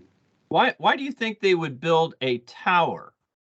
And why was this project singled out by God as being something that led to judgment, the confusion of language? Well, they didn't believe the Noahic covenant, that God wasn't going to flood the world again. So they wanted to build a tower to heaven, and they used waterproof building materials. That's why the text is careful to tell us that they used tar for mortar. Seems like they were trying to waterproof it. So they were in rebellion to God because they didn't accept the Noahic covenant. So these were unbelievers, or these were rebellious, I believe, led by Nimrod to just shake their fist at God, make a name for themselves instead of worshiping, being subject to the one true God. So I think that's part of it, or really the gist of it. So I think it was a satanic endeavor. And so, as to the question of if the ziggurats are related to the Tower of Babel, that's the question. That is the question. Is the Tower of Babel the first ziggurat building, and then there were other ones in the Middle East? Yeah, I don't have specific references, but the idea that particularly with God's judgment that spread them out, that they would carry the concept of this tower that they were building and go off to different locations. And you know, I've heard at least the theory that the ziggurat is the precursor to the Egyptian pyramid that was more developed, you know, instead of staged or stair-stepped, they progressed to the point. So yeah, the idea that there was this influential impression made by their efforts to build this tower to God, and that's became kind of the prototype to the ziggurats, which then came to the prototype of the pyramids of Egypt. That makes a lot of sense to me. What about the temple, like the Aztecs, and even in the ones in Central America and South America, very similar construction. I know if you go to the Ark Encounter, they talk about these, what they call artificial mounds around the world, not just in the Middle East, but around the world. Yeah, and thought of that, but yeah, the pyramids in Mexico and South America, yeah, there must be. Seems like there would be a central original source to why human beings have felt compelled to build these kind of structures. Yeah, I just don't know that I would say that the ziggurat at Ur is the actual Tower of Babel. I just don't know. Oh no, I never said that. I'm saying that. Yeah, I'm saying that it was a copy of what was done at Babel. Yeah. Oh yeah. So and so, Dr. House, your thoughts on all this? Well, I think, you know, much of what has been said, I think is probably the accurate. You do have examples like this, just like you have flood stories throughout the world. You have tower stories throughout the world. I think this is very close, probably what the Tower of Babel actually was. You know, people read the biblical text in English, you know, and it's the idea of, you know, this tower that reaches into the heavens, or they're thinking of the, you know, the Empire State Building kind of thing. Nobody had that particular structure capability at that point anyway. I was looking at those yesterday, and I'm saying these make the pyramids look sick. I mean, you know, the capacity of making something so high with so much stability. I was just amazed at looking at these underneath them. But see, the Tower of Babel connects to the idea of what we see in all the worship shrines of the ancients. We have a view that, you know, they built a tower that would reach to heaven. They wanted to somehow get up to a certain distance. And that's not what they mean when they talk about high places or things like this. You can go to Tel Dan, for example, and you see to the right as before you go into the gate, there's a high place, but it's right on the ground at the same level of the gate. The high place doesn't relate to how high you build it. It relates to the focus of what it is. So all worship sites, and I suspect also the Tower of Babel, as we call it, it was not trying to get higher and higher to get to where God was. They weren't totally stupid, I don't think. They view the gods to be quite a bit higher than that. But it's a place in which they could worship God in a high place. In other words, in focusing on the heavens. But you understand what I'm saying? It's a location of worship of the high place, which is heaven above. But it wasn't a structure that went real high, I don't think. I think these are probably based on those, you know, on the initial Tower of Babel, probably very similar. You think the steps that you have here reflected in the ziggurat have this idea of a stairway to heaven, sort of like what we have with, you know, you hear about Jacob's ladder. You know, it's not a ladder like a fireman would use, but Yeah. more like steps. Do you think that relates? The two relate? I think you're right on. I think what happened is that the worshipers, possibly preceded by the priest, the worshipers walked up this from the ground, walked up this to the high place of the heavens. On top of that was where the worship occurred of the gods. And that's after you got it. Yes, so you're ascending to God, so to speak. And I know in the Central America and South America, there was often you know, child sacrifice associated with you know, the worship of the various gods. You think that was also a practice in Babylon? I don't know of any, you know, I'm not an expert in Babylonian, you know, religion, but I don't think that was occurring at Babylon, to my knowledge. I don't remember ever reading anything about that. Now you did have that occurring, obviously, in the area close to Israel. You know, with Canaan, the Canaanite culture, with Moloch and so forth. Right. Yeah. But, and where Ruth came from, you know. Yes. So, but I don't think I have never read anything about child sacrifice at this period of time over here. Okay. A quick question before you move on. Yeah, go ahead. Yeah, go ahead. Would viewing these kind of ziggurats or these high places as human efforts to make a mountain of God, like we read in Ezekiel or Isaiah, or where he was in the garden of God, Ezekiel 28, the mountain of God, and Satan or the anointed cherub being there, that these were human efforts to kind of try to duplicate that? Yeah. From Ezekiel 28, we learned that there was a mountain of God in Eden. But you know, when we see the word mountain in the Old Testament, you got to understand we're talking about bumps. Sure, hard, yeah. I mean, you look at all the, not like the Rockies, right? Oh yeah, you look at all the hills of Israel, and you could go all the way through them. They're all just little mounds. They are not what we think of as mountains. You get to Mount Hermon, you get a mountain, but everything else is really not anything that we would call in Texas more than just a bump. You know, it's just a little mound. The key was not how high it was. It was a place that was viewed as high, like Carmel, in which the worship of God was. It's the high place, and from your standpoint of what you're trying to do is you reach up to God on the top of this hill. Right, but these weren't very tall either, though. So these weren't very tall either.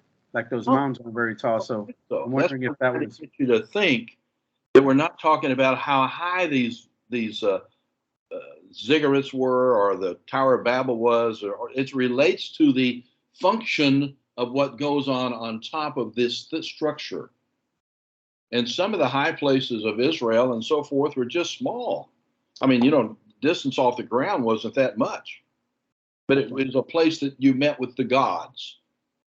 And going back to what Todd said, you know, the step pyramid in Egypt is the oldest pyramid in Egypt, the step pyramid, which again, if that is you know, from the man who founded the Egyptian empire, you know, who came from Babylon, that would make sense.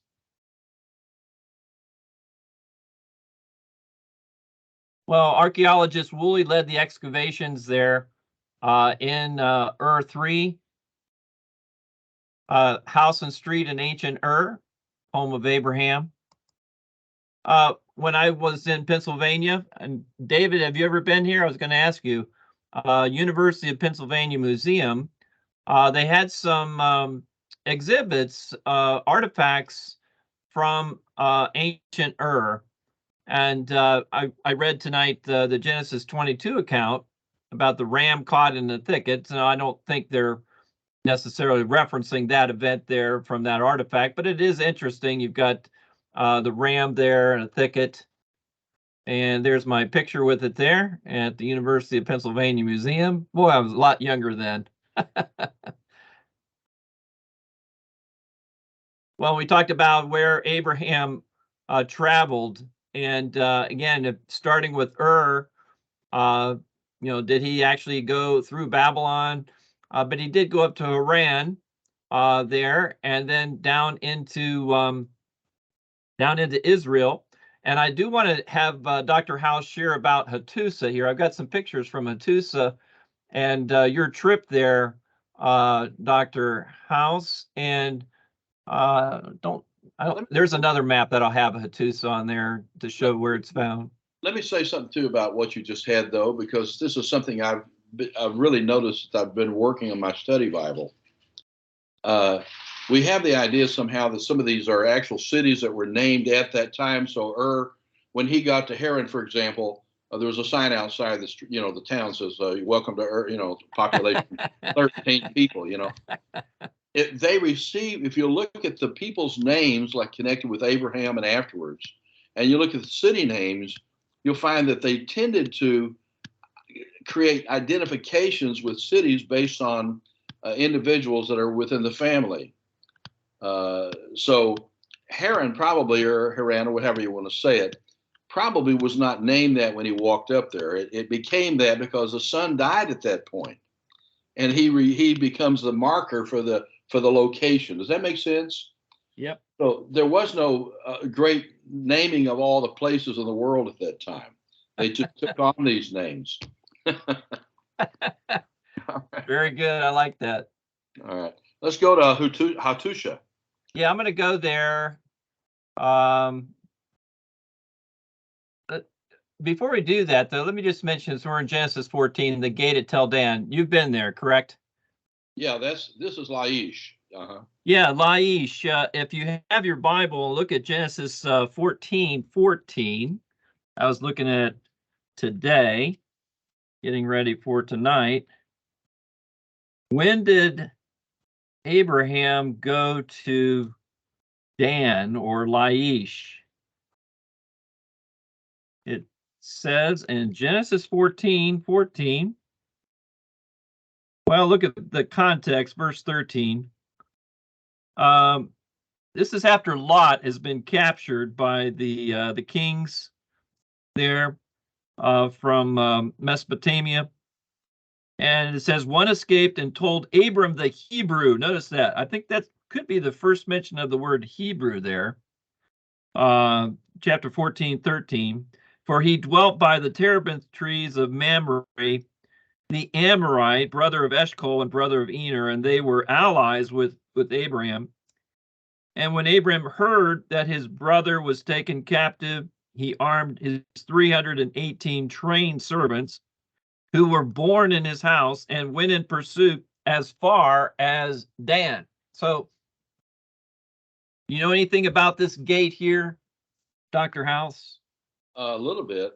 And again, what you mentioned, you're reading from something prior to the actual tribe of Dan, as far as timing. Right. Sometimes the scripture, and you can correct me on this if you think I'm wrong, But so often in development of names, they later on use the term that was later on understood as that location, as though that's what people called it when they were walking in this area. You know, it's understanding questions. It reaches back to periods of what people would know. I mean, because now they know it, for example, as Dan, but would they have known that, 500 years earlier, kind of thing, So I think that may be an issue. But this is known as Laish. It's mud brick, as you can see. There's something interesting here I think we can learn about ancient warfare. You see it here and elsewhere, that you always have an increase. You have a way that people, are acting on the advance, the attack, what tools they had, what procedures they had, and then the people that are being attacked, what they had to defend against. I mean, how they could defend themselves. It used to be that you didn't have this kind of scenario. If you'll notice, the rocks, they began to start building the entrance into the cities where they went up, and we'll have things like rocks that were more not as easy to walk on, when people had some way to try to break into the building or break into the city, and that became a protection. Of course, if you had something that was more formidable, then you could get in, and then they would somebody would start building a defense for that thing, and everybody just keeps advancing. And of course, eventually, cities with walls had no value because you could get over them so easily. And so you're seeing something at Dan this way. There's a reason why this is on a slope, and there's a reason why you have the rocks the way it is. And you'll notice it probably would, of course, there's been decay here, you realize. But actually, mud brick wasn't that easy to get into at that time.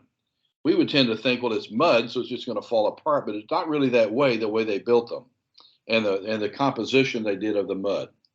That's the same thing with Jericho. Jericho, had some help from God to get into it. Why didn't this army just sort of dig it out and go in? So Laish here is an example. As far as the timing with Abraham, it depends on how you look at when Abraham lived and when he came in. I tend to hold a fairly early date to Abraham.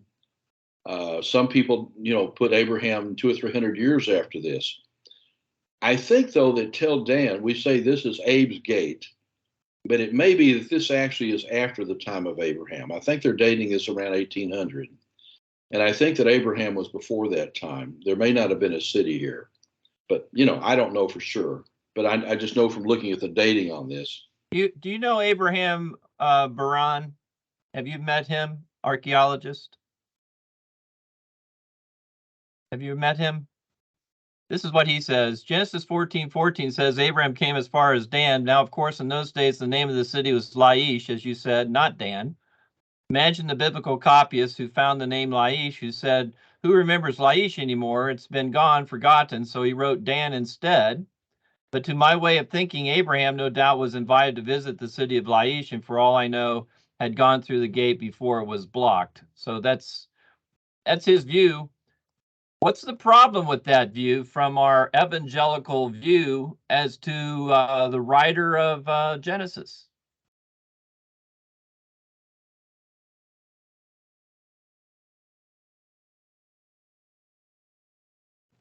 It wasn't Moses.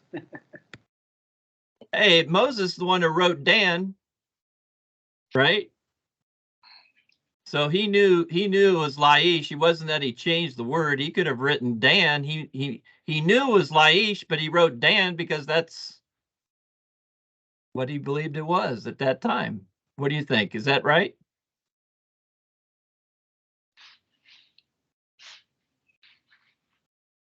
Was it Laish in the time of Moses? It was Laish in the time of Joshua. Okay, so then somebody later than Moses edited the account and changed it to Dan. I suspect that's true. Okay. I suspect that's true. But they're the same location. So correct. not an error, not a historical error in the Bible. If it's the same location.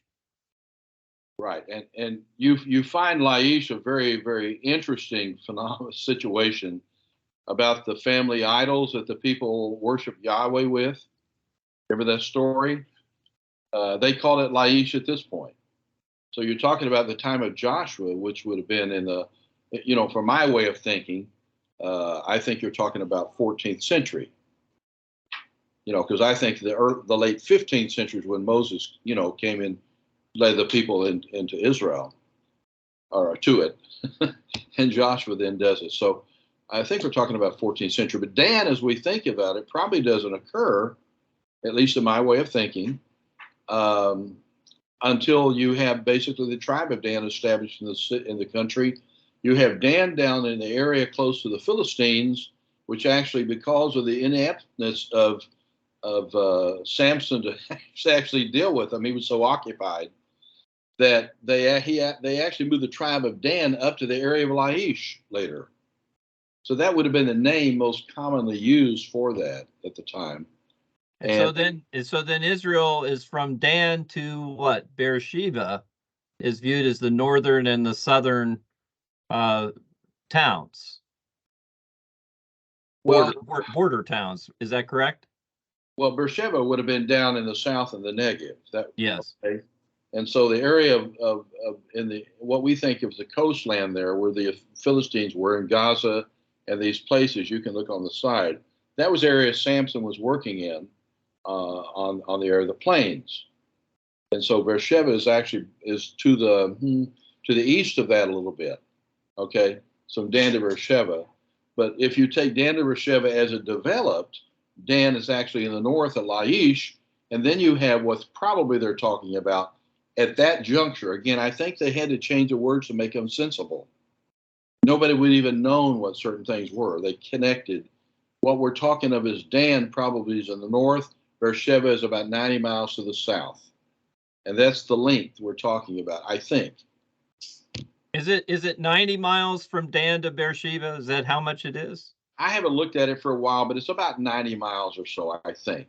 I think it's far, if you go down to the Red Sea, you're adding another hour and a half, 2 hour drive. So you're making it, I don't know how many miles. I've never measured it, but anyway, yeah. Usually I think Dan to Beersheba is about that, but I'm going to have to check. You're talking about a sizable distance if you're going in ancient ways of getting places. Before we get to Hattusha, let's talk a little bit about where was Sodom and Gomorrah. I need to mention the book by Price, The Stones Cry Out, is his book on archaeology. He argues for Babadra and Numera. Babadra would be Sodom and Numera would be Gomorrah. This is also the view of Bryant Wood, the Associates for Biblical Research. I mentioned last week, and I have a copy of the book I read earlier here, about the view of Collins, Tal el-Hammam. This book was written, Key Facts for the Location of Sodom by David Graves. He's the author. But I wanted Dr. House, if you would, just to maybe comment a little bit on why you believe Tal el-Hammam is the correct place. And I'll just share a little bit of what I researched in my paper on Babadra Numera, which is on the eastern side of the southeastern side of the Dead Sea. Yeah. Go ahead. Well, before I move on, and the man who really made the lower area that you're going to talk about most decisively was when Albright came in. Albright, right. I have that quoted here. Yes, so you're right. To be looked at his influence. In fact, I'll add that while you're talking. Go ahead. Tal el-Hammam actually was never really posited much historically, although Steve Collins has found some evidence that certain individuals who were traversing there in the 19th century before the time of Albright actually viewed this as a possible location. But I think what you have to do in looking at this, and I'm not convinced either way exactly. I see value for both views. But this, if it were not for the dating problem, and this may actually have been caused by Steve Collins himself, and I'll tell you why in a few minutes. But as far as the dating problem, Taha Amam is something that fits so much of the biblical statements that we find about Sodom, particularly when Abraham and Lot were having their little situation where they couldn't get together very well, and supposedly the servants were fighting and all the kind of problems. And Abraham said, let's separate. And so they were between Ai and Bethel. If you would go to the mountains, when you go to where Ai and Bethel is, and they were between those two mountains looking down upon Sodom, it says. And they noticed that Sodom was in a well-watered area. That's important to remember these facts. Well-watered area, a prosperous city. It was, it's really a big deal. In a thing called a kefer, which is a plain, like a mesa in Spanish, a plain area. And they were both able to see it. That's important to me because if you actually go, and I've done this, if you go to Ai and Bethel, you can look down and you can see Taha Amam. I mean, it's there. And you can also see the kefer. You can see the area. And if you know, I've been there 6 times on excavation. And it's a beautiful, I mean, they grow crops like crazy there because there are underground springs that come up in that area of Jordan, modern Jordan, that feed the land. I mean, it's a well-watered area. It certainly is, unlike a lot of the desert area there. Sodom here, unlike Jericho, which is, you can see Jericho from Sodom. You can just go right across the River Jordan there just a few miles, and you're in Jericho. But Jericho probably only had a few hundred people, 200 or 300 people. This area here is estimated to be large enough to probably have maybe had as many as 10,000. So it's quite a difference in the kind of location and city and the capacity. The issue of the cities around it, when you look at the biblical text, it indicates there are cities that surround Sodom. It seems to be several cities that surround Sodom, not just 1 or 2. It's a number of cities that surround Sodom. And I've taken the time to drive around to these. And there is one they believe is probably Gomorrah, which is one of the larger ones. But they're all little mounds that go around Taha Hamam. It's all there. So it makes sense in that area, although they don't have any roads, they don't have any signs on the road say this is what it is.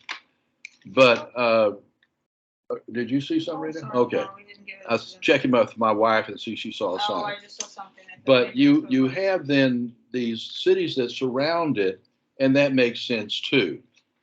Now there is something that goes for the south, and that is the word Zoar, which is, and even that's mentioned when you have Lot and his family, his daughters and the wife leaving, going as far as Zoar.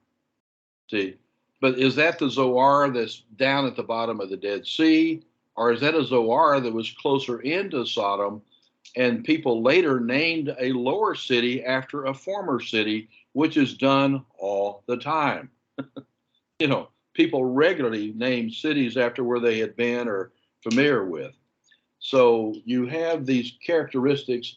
The problem I have now, having said it, that from the positive with this site, the problem I have with the lower site is that if you're going to look between Ai and Bethel, you can see Sodom, as we're looking at least Steve Collins' perspective, as being this Taha Amam. You have to have telescopic vision to see down to the bottom of to the tip of the Dead Sea. You also need X-ray vision because you got to look through mountains. So I don't know how they could have been standing there between Ai and Bethel and looked at the lower portion of the Dead Sea and seen Sodom. It was impossible. So that poses a problem in my mind because I got another site that seems to have the other characteristics. Now, the problem I have with this is a dating issue. Steve Collins dates Abraham coming to the land, in the an area around, 16, 17, 1800, somewhere in that area. And I think Abraham was walking around there before 2000. So to me, that's a problem. And he has found what he views to be the period of Abraham in his digs. But people I have talked to about this, and that may be in Graves' work too, I'm not sure, believe that maybe he has located the wrong layer for Sodom, and there's actually a lower level that probably he should look at. But anyway, that's just a short statement of the issues. But I've been on site. It's reasonable to me to take this as Sodom. I see almost no evidence, and I know Bryant Wood and Albright and Randy, go with the other, but I just don't understand how that works with, lower. I think you're right, Dr. House. I haven't had a chance to read through the whole book, Key Facts on the Location of Sodom, but just sort of summarizing what I had in my article. By the way, In the Stones Cry Out, that's chapter 6, Sodom and Gomorrah, Salty Story or Sinful Cities by Dr. Price. What I wrote was the story of Sodom and Gomorrah has long been viewed as a legend. The Bible records the destruction of Sodom and Gomorrah as a historical event. In fact, even the prophets, Isaiah 13:19, Jeremiah 49:18, Jesus himself talks about the destruction of Sodom, Matthew 10:15. Peter mentions it, 2 Peter 2:6, and Jude verse 7. So we had some historical confirmation in the New Testament. 5 cities of the plain mentioned: Sodom, Gomorrah, Admah, Zoar, and Zeboim. Archaeologists have searched. As far as Baba Drah, which again is on the east side of the Dead Sea, archaeologist Albright in 1924 excavated Baba Drah and discovered it to be a heavily fortified city. And he believed that it was one of the biblical cities. Archaeologists worked there 1965, 67, and 73. They found a massive grave site outside the city. They also determined that a massive fire destroyed the city. The city lays buried under a coat of ash, several feet thick. Charred remains of roofs discovered with red bricks, obviously, that had been burned. Dr. Bryant Wood believes the fire began on the roofs of these buildings. The fire collapsed the roofs into the interior of the buildings. And this was the case, according to Wood, in every house that they excavated. So that was Wood's argument from the ash and the burning within the building of the different homes. But it's hard to imagine, as you said, Abraham and Lot being able to see these cities from where they were there at Ai, near Ai. And the bottom of the Dead Sea also would not have been a great farmland, as I think we see in the biblical text, because that was the whole issue. Lot said, "I'm going to sacrifice and take the best and go across," and and he had this well-watered area, and I don't see that down there. Part of the problem with the lower is that they can't do much excavation based on the nature of where it is. It's very difficult to do that in the Dead Sea there. But it could be if they did a little bit more work at Tal Hammam and they found a lower level that would indicate that period. I think that's the real problem is the fact that I have difficulty with Abraham that late in the setting. But let me say something recent that hasn't been probably printed yet, and that is there have been some geophysicists that have actually done, or I don't know if they're geophysicists or astrophysicists or whatever they are, but who have done some recent excavation and looking at that area and say there's good evidence of a massive meteorite shower in that area of what we think of as Jordan and maybe even lower, which would have set this afire like we see in the biblical text. The Quran says that Allah sent down great stones against the city and destroyed it. And the biblical account has fire and brimstone, but all that would make sense with the meteorite shower that would have come down from God to deal with the problem. That could have gone as far down as the south, I suppose, but at least it would be here. So we're going to get to Hattusha there pretty soon. Anything to say about Beersheba there to the south? We talked about Dan. Anything about that site that we should be aware of? this is for students, right? I don't want to just be talking. No, I know. I like we like to hear you teach there. So if you have any comments, I've asked the students to contribute tonight if they see a site or an artifact that that they've studied or they have some information on. Beersheba is a really great place. Yeah, you can look at the size of that there from the photo. Many times. There, you can't see it here, but there is a tower that's at Beersheba that you can actually climb high and look down on everything. It's really cool. But you don't see that here. You also have at Beersheba, unless I'm mistaken it, Arena will correct me. I think this is where they have the four-horn altar. I think it's at Beersheba. There's an altar. There's one at Dan. Yeah, it's not Dan I'm thinking about, though. So I'm pretty sure I'm talking about Beersheba. I'm sorry, I would have to check. Okay. At Beersheba, I think there is a replica because the real altar is in the Hebrew Museum. Yeah, I think you're correct. And it shows you what a four-horned altar would have been for a sacrifice, which is sort of cool. They also have a great underground water area, a tunnel that you can go through here.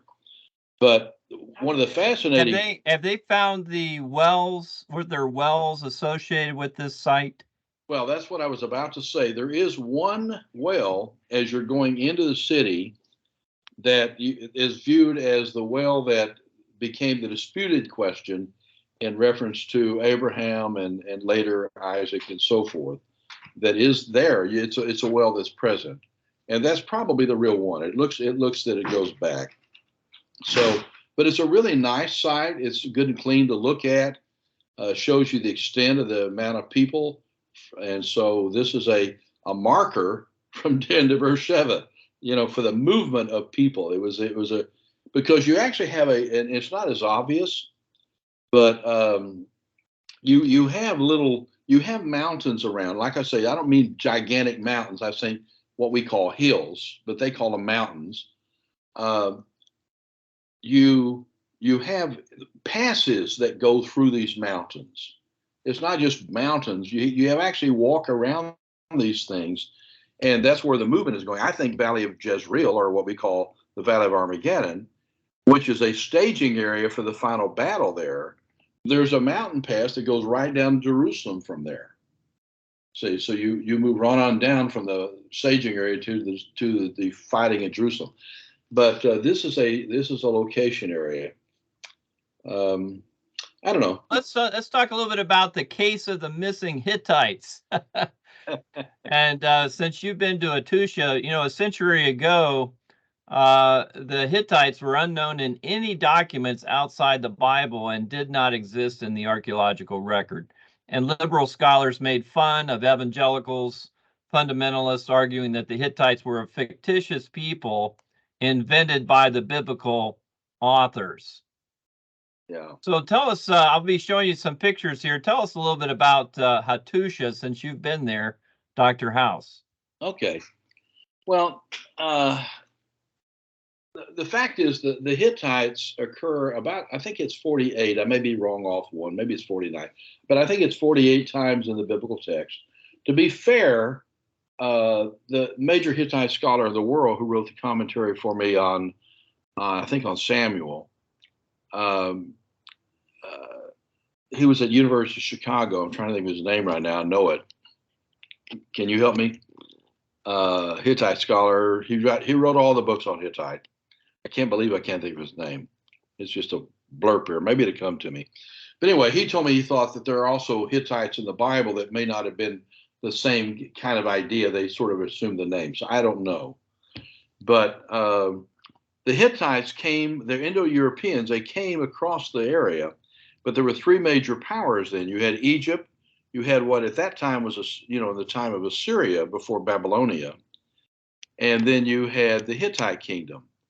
And the Hittites were very powerful, and there's a lot of agreements they made with countries like Egypt and the Hittite kingdom had treaties together. And that becomes important for the biblical account, by the way, that statement. They had treaties together. There was fighting between Assyria to the east, and gradually, you see Nineveh there just a moment ago on that map. But the Hittites were different. They actually had, unlike Egypt, where you have the Pharaoh who's a god and who controlled everything by his word, Syrians had the same thing. Again, we're talking before the Babylonian time really became important. The Hittites had a constitutional democracy, or excuse me, a constitutional monarchy.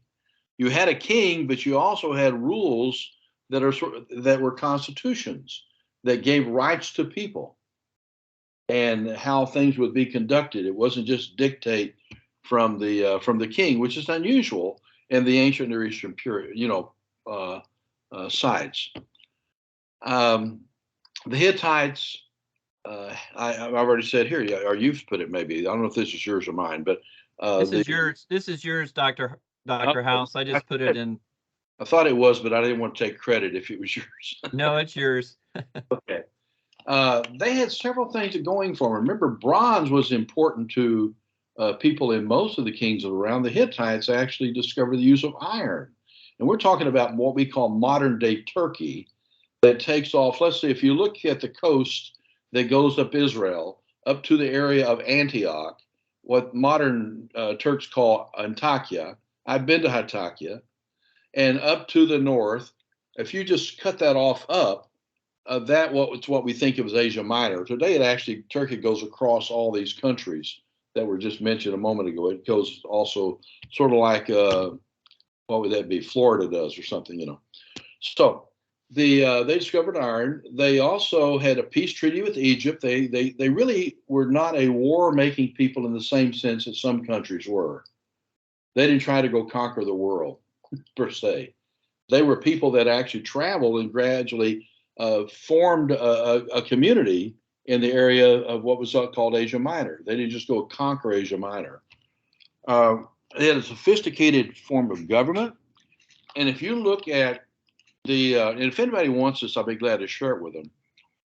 But they actually created a constitutional system that seems as a mimic or maybe a model for what we see in the Mosaic laws. The Mosaic way they did everything looks like the Hittite treaties. And the Hittites had a tremendous influence on the world based on the issue of law. And so Moses actually followed the Hittite treaty form. And that even answers a question. And I think there's one book by a scholar, Meredith Klein, who talks about the Treaty of the Great King, that even the Shabbat that we find in the Ten Commandments becomes a component that was used in reference to the sealing of the Ten Commandments. That if in fact the agreement between the countries broke and there was a failure of the treaty, then the symbol was broken, and that's what the Shabbat is, because what happened with Israel and the Christ and so forth. So there's just so many things about the Hittites. But moving back just to talk about not only their legal system and the impact, they actually lasted quite a while. You see here, 1750 to about 1180. But scholars for so long kept laughing and saying the Bible's wrong, the Bible's wrong. Same thing they did with the finding of Luke's writings in the Acts. Scholars have said Luke is wrong here, Luke is wrong here, and all of a sudden people come in like Sir William Ramsay and find that Luke was right here, Luke is here. In other words, the naysayers didn't really gain the benefit, because when you really do the archaeology, you find the biblical text is accurate at every point. So here you have the 18th century down into the 12th. This, if you're looking below, if you see this, that big area in the middle there, that is actually a temple area. And off to the left, you'll find houses and so forth and other buildings. But what you find here in Hattusha, this was the Hittite kingdom, is actually at 3 layers. You see this bottom layer here, and then you actually go to this large, it's a fairly large hill and high, not massively high, but you actually have to go up to the next layer, and then there's a final layer at the very top. And this layer at the very top is where the palace was. So these are steps that actually take you up to the area where you go to the capital, the place of the king. And there's some fascinating stuff here. I went there in the winter, and I looked around at this area, and I thought, no wonder these people took this area. It was gorgeous, just beautiful and fresh, the air. I like this place a lot. If you can go up to another one. I hope I have some ones in order there. That's the entrance to it. And you know, this is very common, by the way. Lions guarding the city. Sometimes they don't do too good a job because people conquer them. But you have these lions guarding the city. That's very common that you have here at Hattusha. I think that's all I included in your pictures there, Dr. House, but I thank you for that summary. Anything else that you want to add? Well, yeah, you know, they again, they were not out as conquerors. They were really just had an organized government that really was a step beyond what most countries had at the time.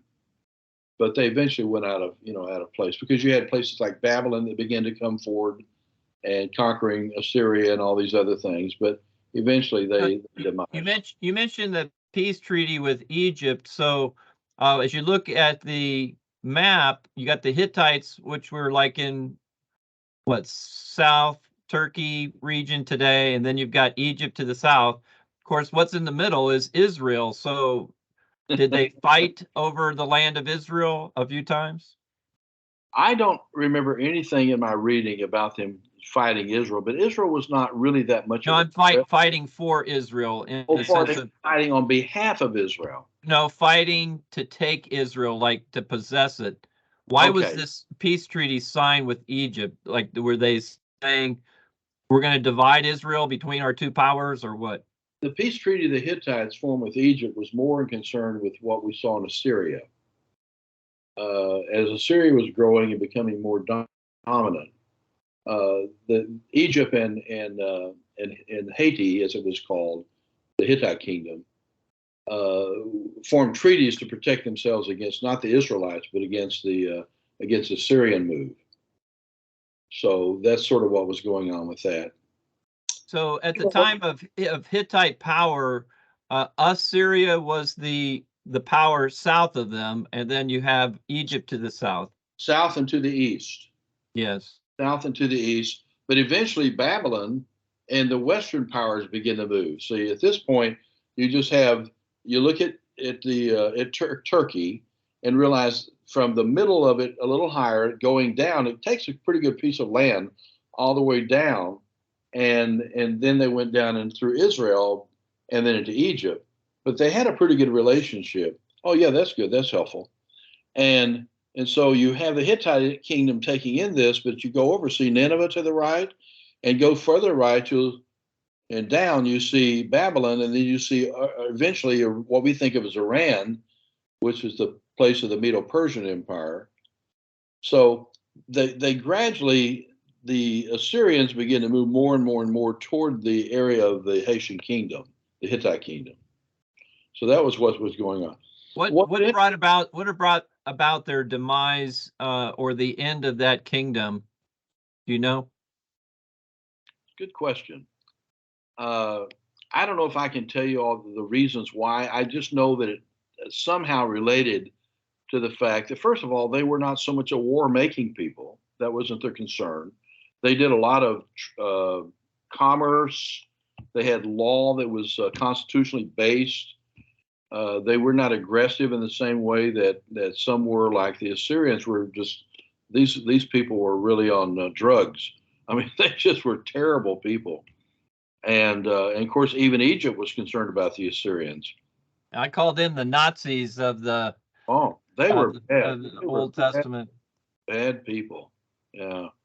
But you know, one thing, just to make a point, it's important that the Hittites had impact with Egypt, because the Egyptians then learned Hittite law ways of doing things and treaties. Moses didn't study at the Hittite capital. He studied in Egypt, and he developed the Hittite concepts of law as he wrote in the law of the scriptures from his interaction with Hittite legal system. It's amazing to see the comparisons between the two. And some famous Hittites, Abraham bought his burial cave from Ephron the Hittite, Genesis 23. One of Esau's wives was the daughter of a Hittite, Genesis 36. David, of course, murdered his soldier, Uriah the Hittite, 2 Samuel 11. And Solomon's wives, some of them from among the Hittites, 1 Kings 11. And these things you're seeing at the end there, if you go back, the things you're seeing at the end there is at the very last stages, a little beyond the continuation of the Hittite kingdom, because you're talking about, you're moving into the 10th and 9th centuries, and the Hittite kingdom basically came to an end in what we would think it was the late 12th century. That's why people said we've been focusing our attention on the patriarchs tonight, and Genesis, especially in this discussion of the battle for Old Testament history and archaeology. And my article, again, is found there in modules. Let me just say something a little bit about the cave of Machpelah in the tomb of the patriarchs here at Hebron. So after the death of Sarah, Abram purchased the cave of Machpelah from Ephron the Hittite, and he buried her there, Genesis 23. Abraham was buried in this cave after his death by his sons Isaac and Ishmael, Genesis 25:9.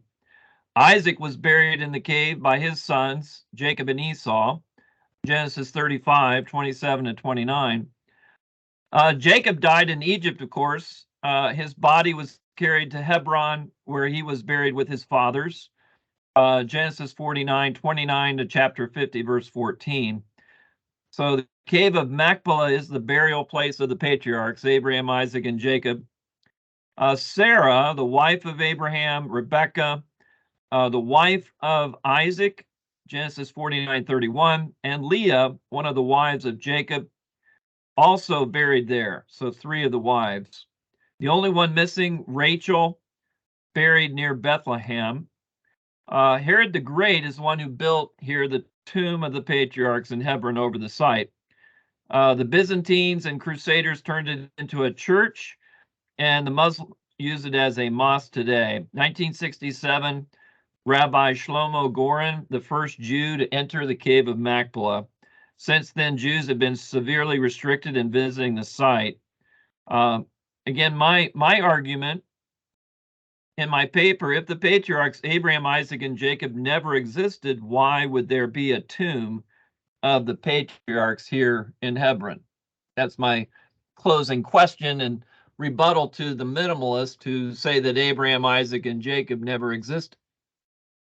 Dr. Gromacki, have you been to Machpelah yet? Have you been here? I've been there, yes. Okay, because I don't know what it was when you were there, but when you come to Hebron and to this area, they have an Israeli setup that a lot of Israeli soldiers and entrances in that allows you into here. You can't see it here, but it's like like going into Disneyland kind of thing, and then you move off to the right. But this is actually divided in 2 pieces.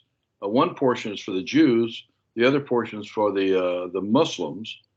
And in the Muslim area, if you're a woman, you have to put on your garb. If you're on the other side of it, which is the Jewish, you don't. They have different practices. And these different kinds of, I think I show them in my study Bible, you know, the various tombs of these people are such that both Muslims and Jews can somewhat look from their angle and see what they view as to be, you know, like this is Abraham and so forth.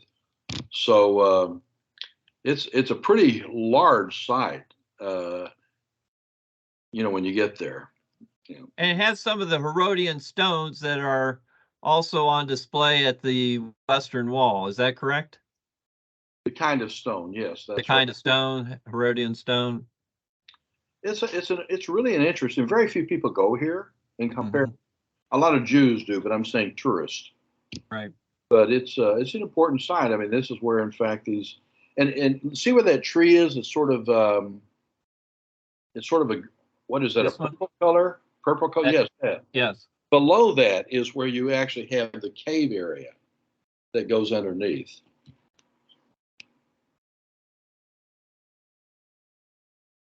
Okay, archaeological evidence for Israel in Egypt. There is a series of films that have come out in the last few years called Patterns of Evidence.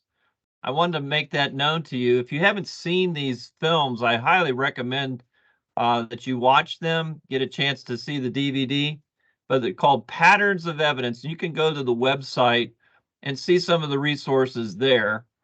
The latest one is on the location of Mount Sinai. I saw the first of two movie videos, documentary, where they're going over 6 possible sites for Mount Sinai. Very interesting. The first movie included Jebel Musa, which is the traditional site for Mount Sinai.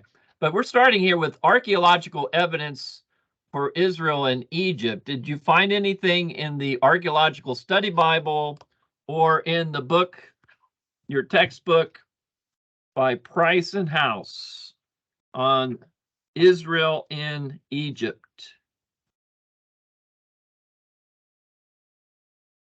Randy dealt with the Old Testament materials here. Half the book was written by me, but it was reduced more and more and more and more and more because Randy needed more and more and more space.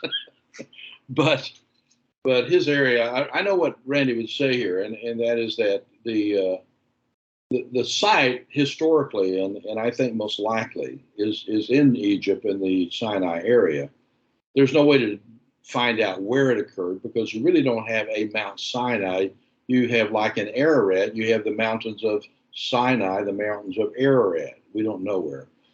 I can tell you, I rode a camel from 12 o'clock at night to about 3 or 4 o'clock in the morning up the mountains of Sinai, and went to a site overlooking at the very top where at one time they had 500 monks at the monastery there, St. Catherine's, and they built, believe it or not, steps, maybe 1,000 steps up to a chapel at the top. And so we who did this went up there to the top. That was a fascinating experience. But there are mountains all over there, and we don't know which one it was. They just picked out one. And if that's in fact the place. The site in that people pick in the area of Saudi Arabia is another question altogether. And if there's need to talk about that, we can. I have looked at that, and so I would argue that what we really are dealing with is a site somewhere in the Sinai Peninsula, but I don't think we can know where. Okay. Well, before we get to talk a little bit more about that, in your textbook, the handbook of biblical archaeology, page 82 to 98, you got a good section here on Exodus, and he talks a little bit about different things that relate to Egypt. I found that pretty interesting section there. We'll talk about the Merneptah Stela a little bit later, probably next week, as far as the existence of Israel. The first mention outside the Bible, archaeological artifact that mentions Israel. But I want to mention to you, I'm going to try to get the this huge, it's sort of a ebook that I got from the Associates for Biblical Research. And it's got all kinds of information about to answer this question. The title of this ebook is Evidence for the Exodus and Conquest. Compelling articles from Bible and Spade. That's the magazine that I showed you the link to that. This is the magazine from the Associates for Biblical Research, and their website is www.biblearchaeology.org. Some of you know that I have a Facebook group called Bible Archaeology. Very excited about that group. Dr. House is posted in there. But we have almost 95,000 people in that group. And we try to keep a clean site with no advertisements and things like that. And we've really seen that site grow over the last 10 years. Very excited about that. So if you're on Facebook, I encourage you to join that group. The Beni Hassan tomb painting, pretty important discovery as it relates to Israel in Egypt. Anybody explain why that's important? The bearded people was a part of it.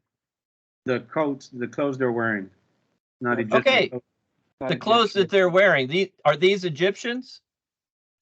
No. Well, how do you distinguish what the Egyptians look like from the Israelites? The tunics and the striped clothing for each of the tribes.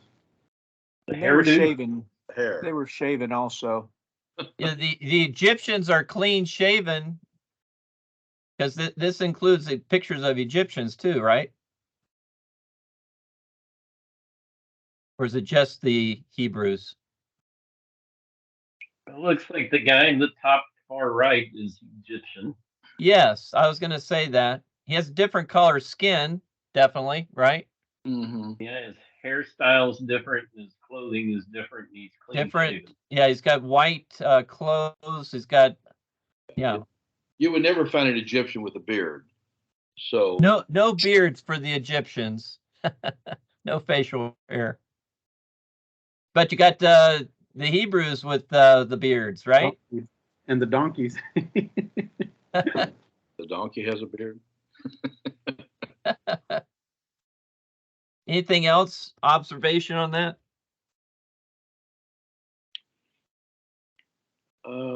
Where is this at? Beni Hassan tomb painting? Where was this found? Anybody find anything on that?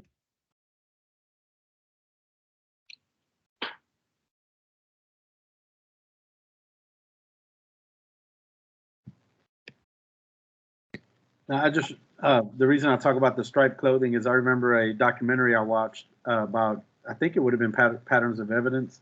It had a tomb that they thought that Joseph might have been buried in. It was shaped like a pyramid, but it had the painting of stripe painting on it. And so but I don't know where this Beni Hassan painting is at, so I couldn't. It's from somewhere in Egypt, I believe, isn't it? I have to look that up for you guys. I don't have that information right. And I've seen this, I really don't know particulars about it either. Let me see if I can my notes here.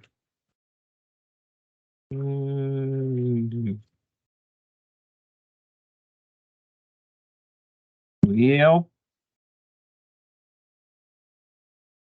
I don't. I'm gonna find that out for you though. All right, let's which Pharaoh? Pharaoh of the oppression, Pharaoh of the Exodus. And what is the typical difference between liberal and evangelical conservatives on the Pharaoh of the Exodus? Do you know the one that they've identified? Anybody ever watched the Ten Commandments? Well, that's built on a wrong view, though. Yeah, it's built on the liberal view, that's for sure. Yep. Yeah, it's the difference between the 15th century. It's the difference between the 15th century and the 13th century. Okay. Yeah, the liberals would say Ramesses. That's right. Ramses the the second, right?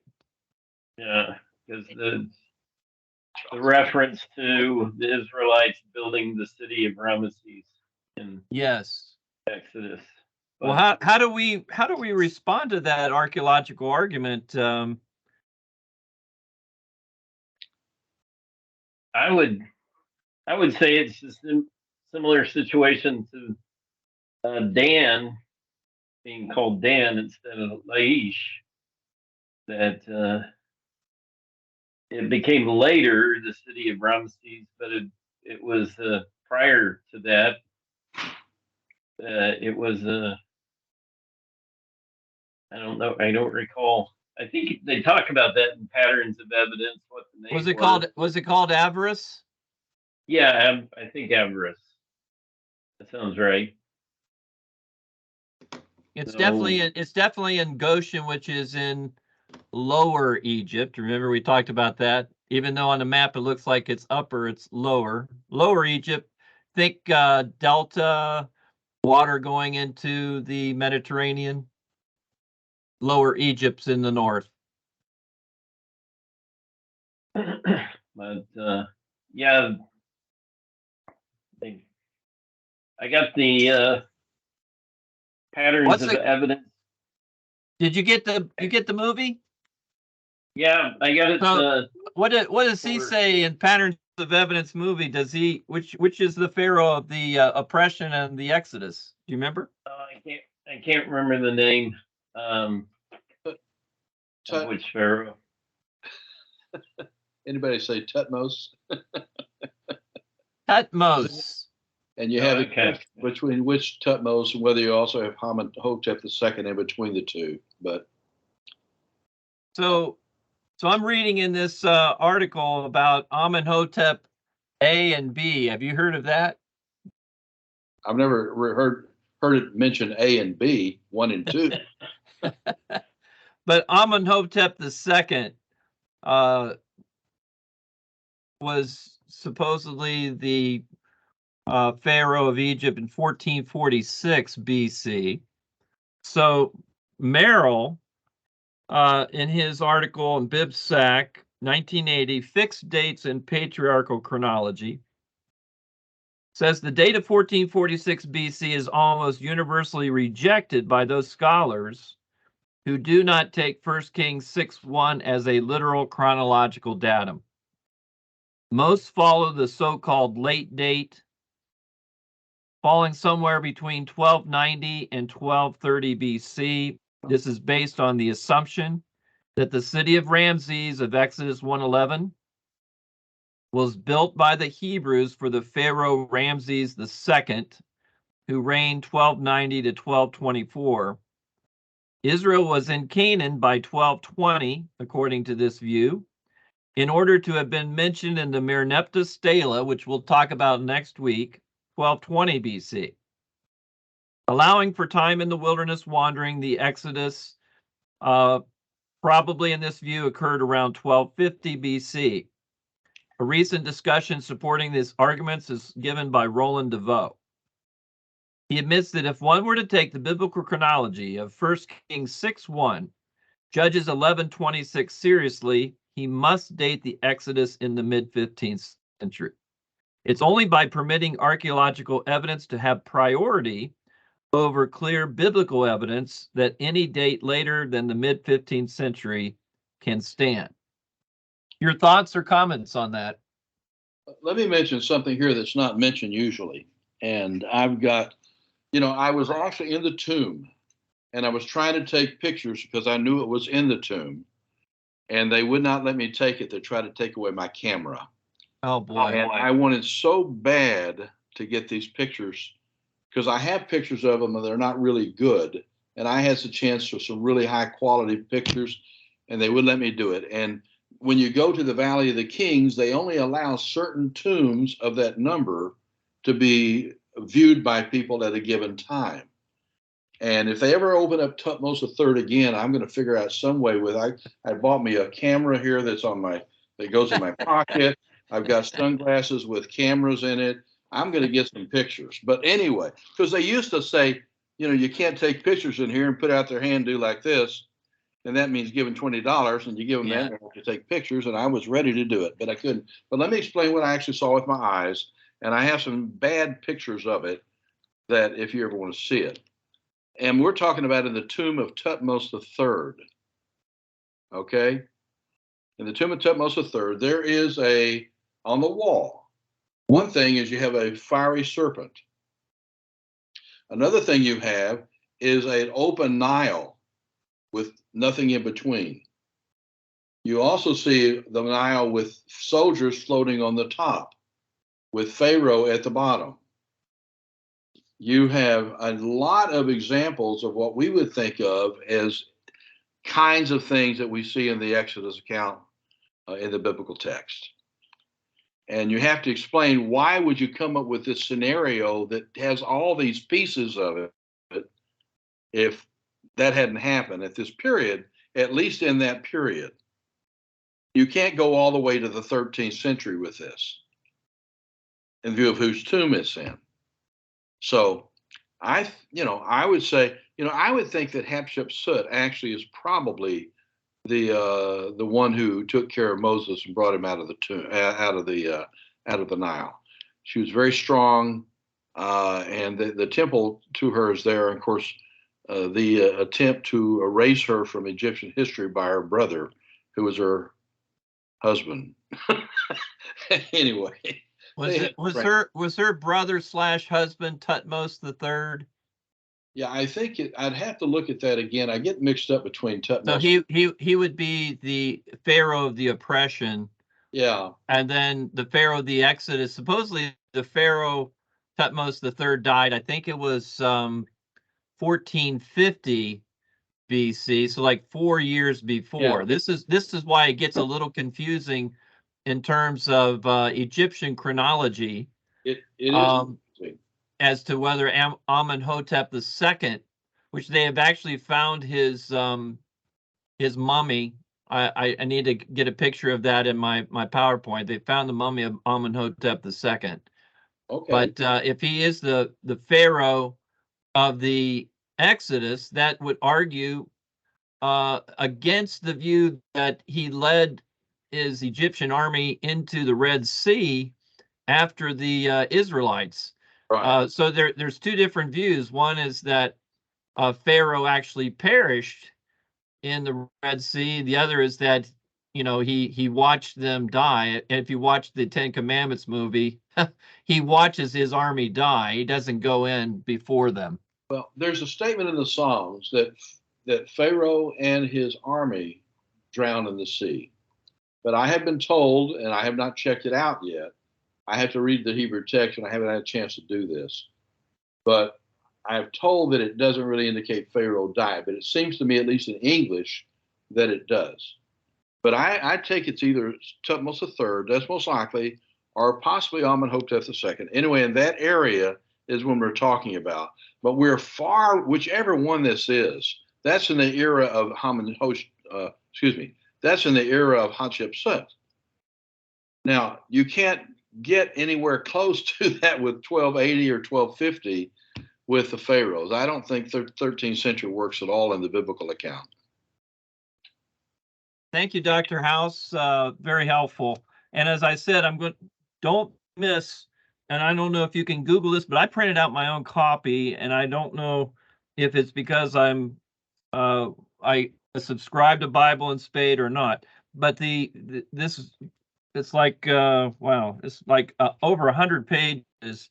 Evidence for the Exodus and Conquest. It's taken from Bible and Spade magazine. It's very, very good. I'm going to see if I can get a copy for you in Canvas. Dr. Gromacki.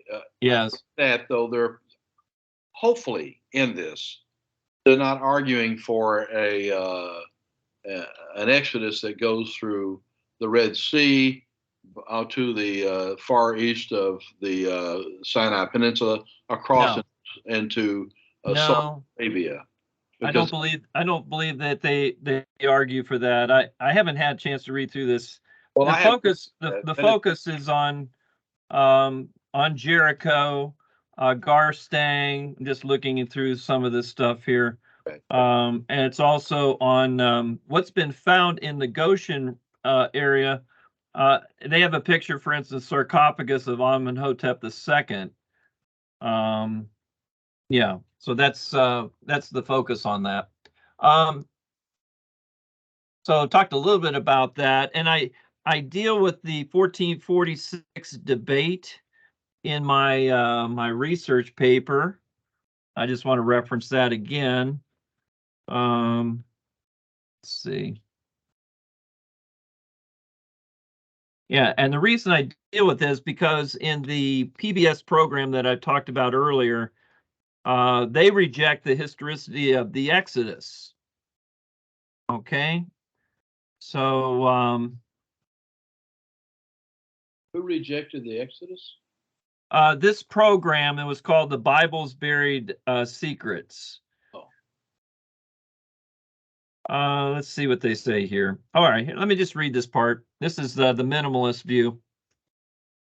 The experts we interviewed are among the most foremost biblical scholars in the world, and they tell us that there's no evidence to support the account of Exodus as described in the Bible.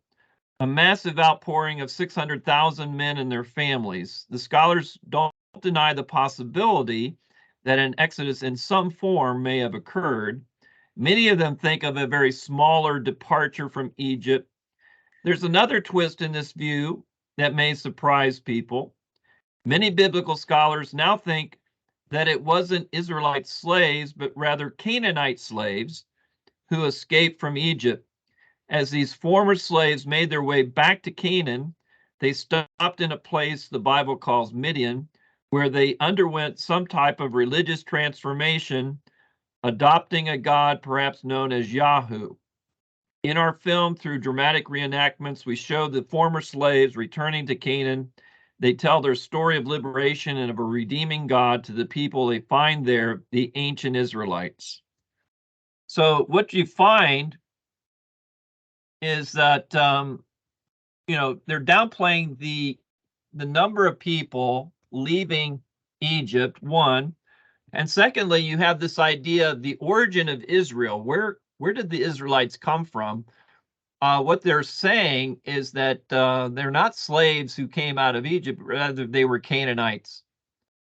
So you actually have two groups of Canaanites fighting each other, much smaller basis, and of course at a different time than evangelicals view as the conquest of Jericho in 1406, about that time period. And they think we have a weak view?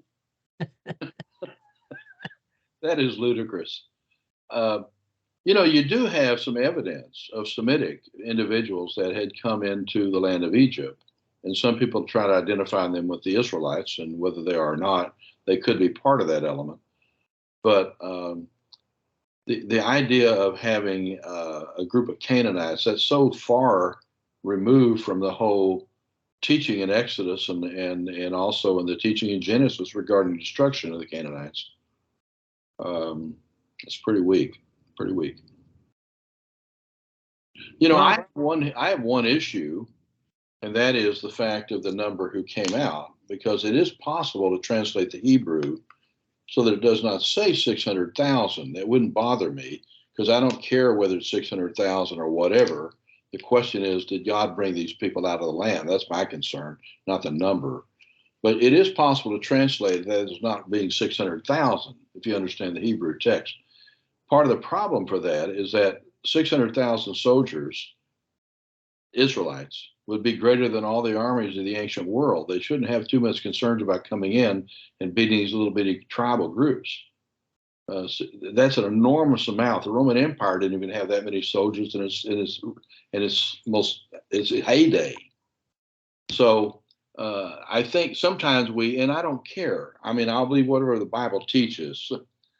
If that has to be translated 600,000, I'm for it. But it's possible to translate that so you have groupings that relate that 600 groupings.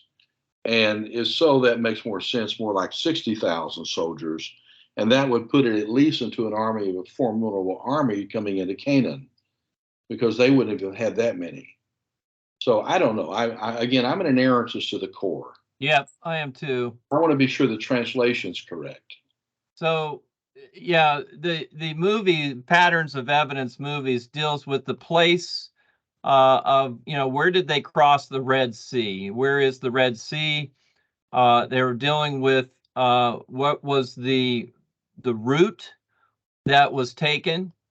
Is it in the Sinai Peninsula here? Are they going down to Mount Sinai down here, the traditional Jebel Musa? Is this the Red Sea that's being crossed in some way, that they come over on this side? That's the debate. And the 6 mountains they're going to, they have a list of things. You can go to the website, Patterns of Evidence. They have a list of things that they're evaluating the biblical text to see if the site matches the description in the Bible. So I do give them credit for that. And it's a fascinating journey, because this guy's spending, lots and lots of money to tour these different sites. Did you ever get to see that, Todd? You saw the one on the Exodus. Did you see the one on Mount Sinai? No, I haven't seen it yet. I got for Christmas the one Exodus and the Moses controversy, which is also. Have you seen that one?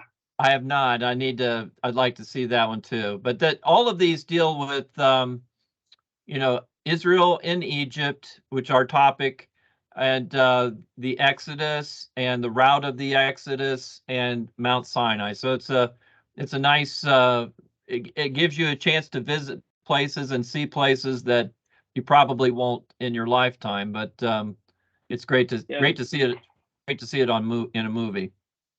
These were on Amazon, like back before Christmas, for like $11 each. So they're really affordable, and they're very well done if you haven't seen them. Well,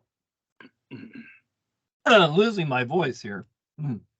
Would you grant that any place along because the Red Sea is actually part of what surrounds, not entirely, but surrounds the Sinai Peninsula on the left and the right. So either of those places are what we would view as crossing the Red Sea, right? It seems to me that's true, yes. But again, the traditional view has the Upper Egypt Goshen region there in the deltas where the Israelites were. So it makes sense that they would cross somewhere up there rather than go all the way down on the, in Egypt to the south. I can't see that, but I don't know. If you go across up there where it says Hayiroth, where it says the wilderness of Etham, that would be, you don't have to have a massive place to go across. And reasonably, a person would probably, take the shortest route rather than try to take the longest route. But if you went across, it would seem like you have Kadesh Barnea there. You'd be heading that direction. It's a long ways down there. I've been down there a couple times. Yeah, they had the other direction rather than going south. They actually had them going across this way. There was one of the mountains was here. Yeah, okay. That makes sense to me. So it was actually where Kadesh Barnea was. There was a mountain apparently here. That's one of the traditional sites. Again, let me just recommend. I'll see if I can put the web link to Patterns of Evidence, but I think they have some of the maps there that's showing where the different sites are. There's 6 different sites that they're visiting, and it's very interesting to see. You get to grade. They give you a scorecard as you watch the movie. You can grade and put, does this match what the Bible has to say as you look at the particular mountain. And one of the things is there a large enough plain for a large group of people? I mean, around the mountain is, because the people are camped there for a period of time. Well, we've come to the end. It's hard to believe this has gone by pretty fast. I'm glad Dr. House joined us tonight because I was wondering how we were gonna, how I was gonna do some of this, but I think it worked out pretty good. First time to teach this, at least for a PhD class. I've taught this course at Baptist Bible at the master's level. But one of the things I'm trying to do is just have a series of slides, maps, charts, pictures of various sites, and developing the lectures, going from Genesis all the way through up to the cities of Revelation 2 and 3. Sort of in a chronological sequence to sort of tell the story of the Bible. And look at the historical context and the archaeological evidence. So I think we covered some good ground tonight. Next week we need to, which is week 3, we're going to have to really push to get through the rest of the Old Testament, because in week 4 I want to focus on the Dead Sea Scrolls, and then week 5 I want to talk about Jesus and archaeology before the trip. So that's sort of the plan right now, and gonna work with Dr. House on getting some other videos done for those sessions, either in Israel and or before we go on the trip, so that you have some things to watch while we're gone. Go ahead, Dr. House. I still have 2 places left if anybody wants to come on the trip. I've reserved. We'd love to have you. It'd be fantastic. It's going to be an amazing experience. And again, I hope whether you go on this trip or another time that you have the opportunity to go visit the land of the Bible and actually walk in that place. So it's very, very special. I should say that we are going to be going to Shiloh. And at Shiloh, I have a person who is an archaeologist who's working on Shiloh to actually lead us around the area. We'll be going to Mount Gerizim, and that's a phenomenal area. And we'll go through the museum that they have of the Samaritans. There are only 2,000 Samaritans left, and they're on Mount Gerizim area.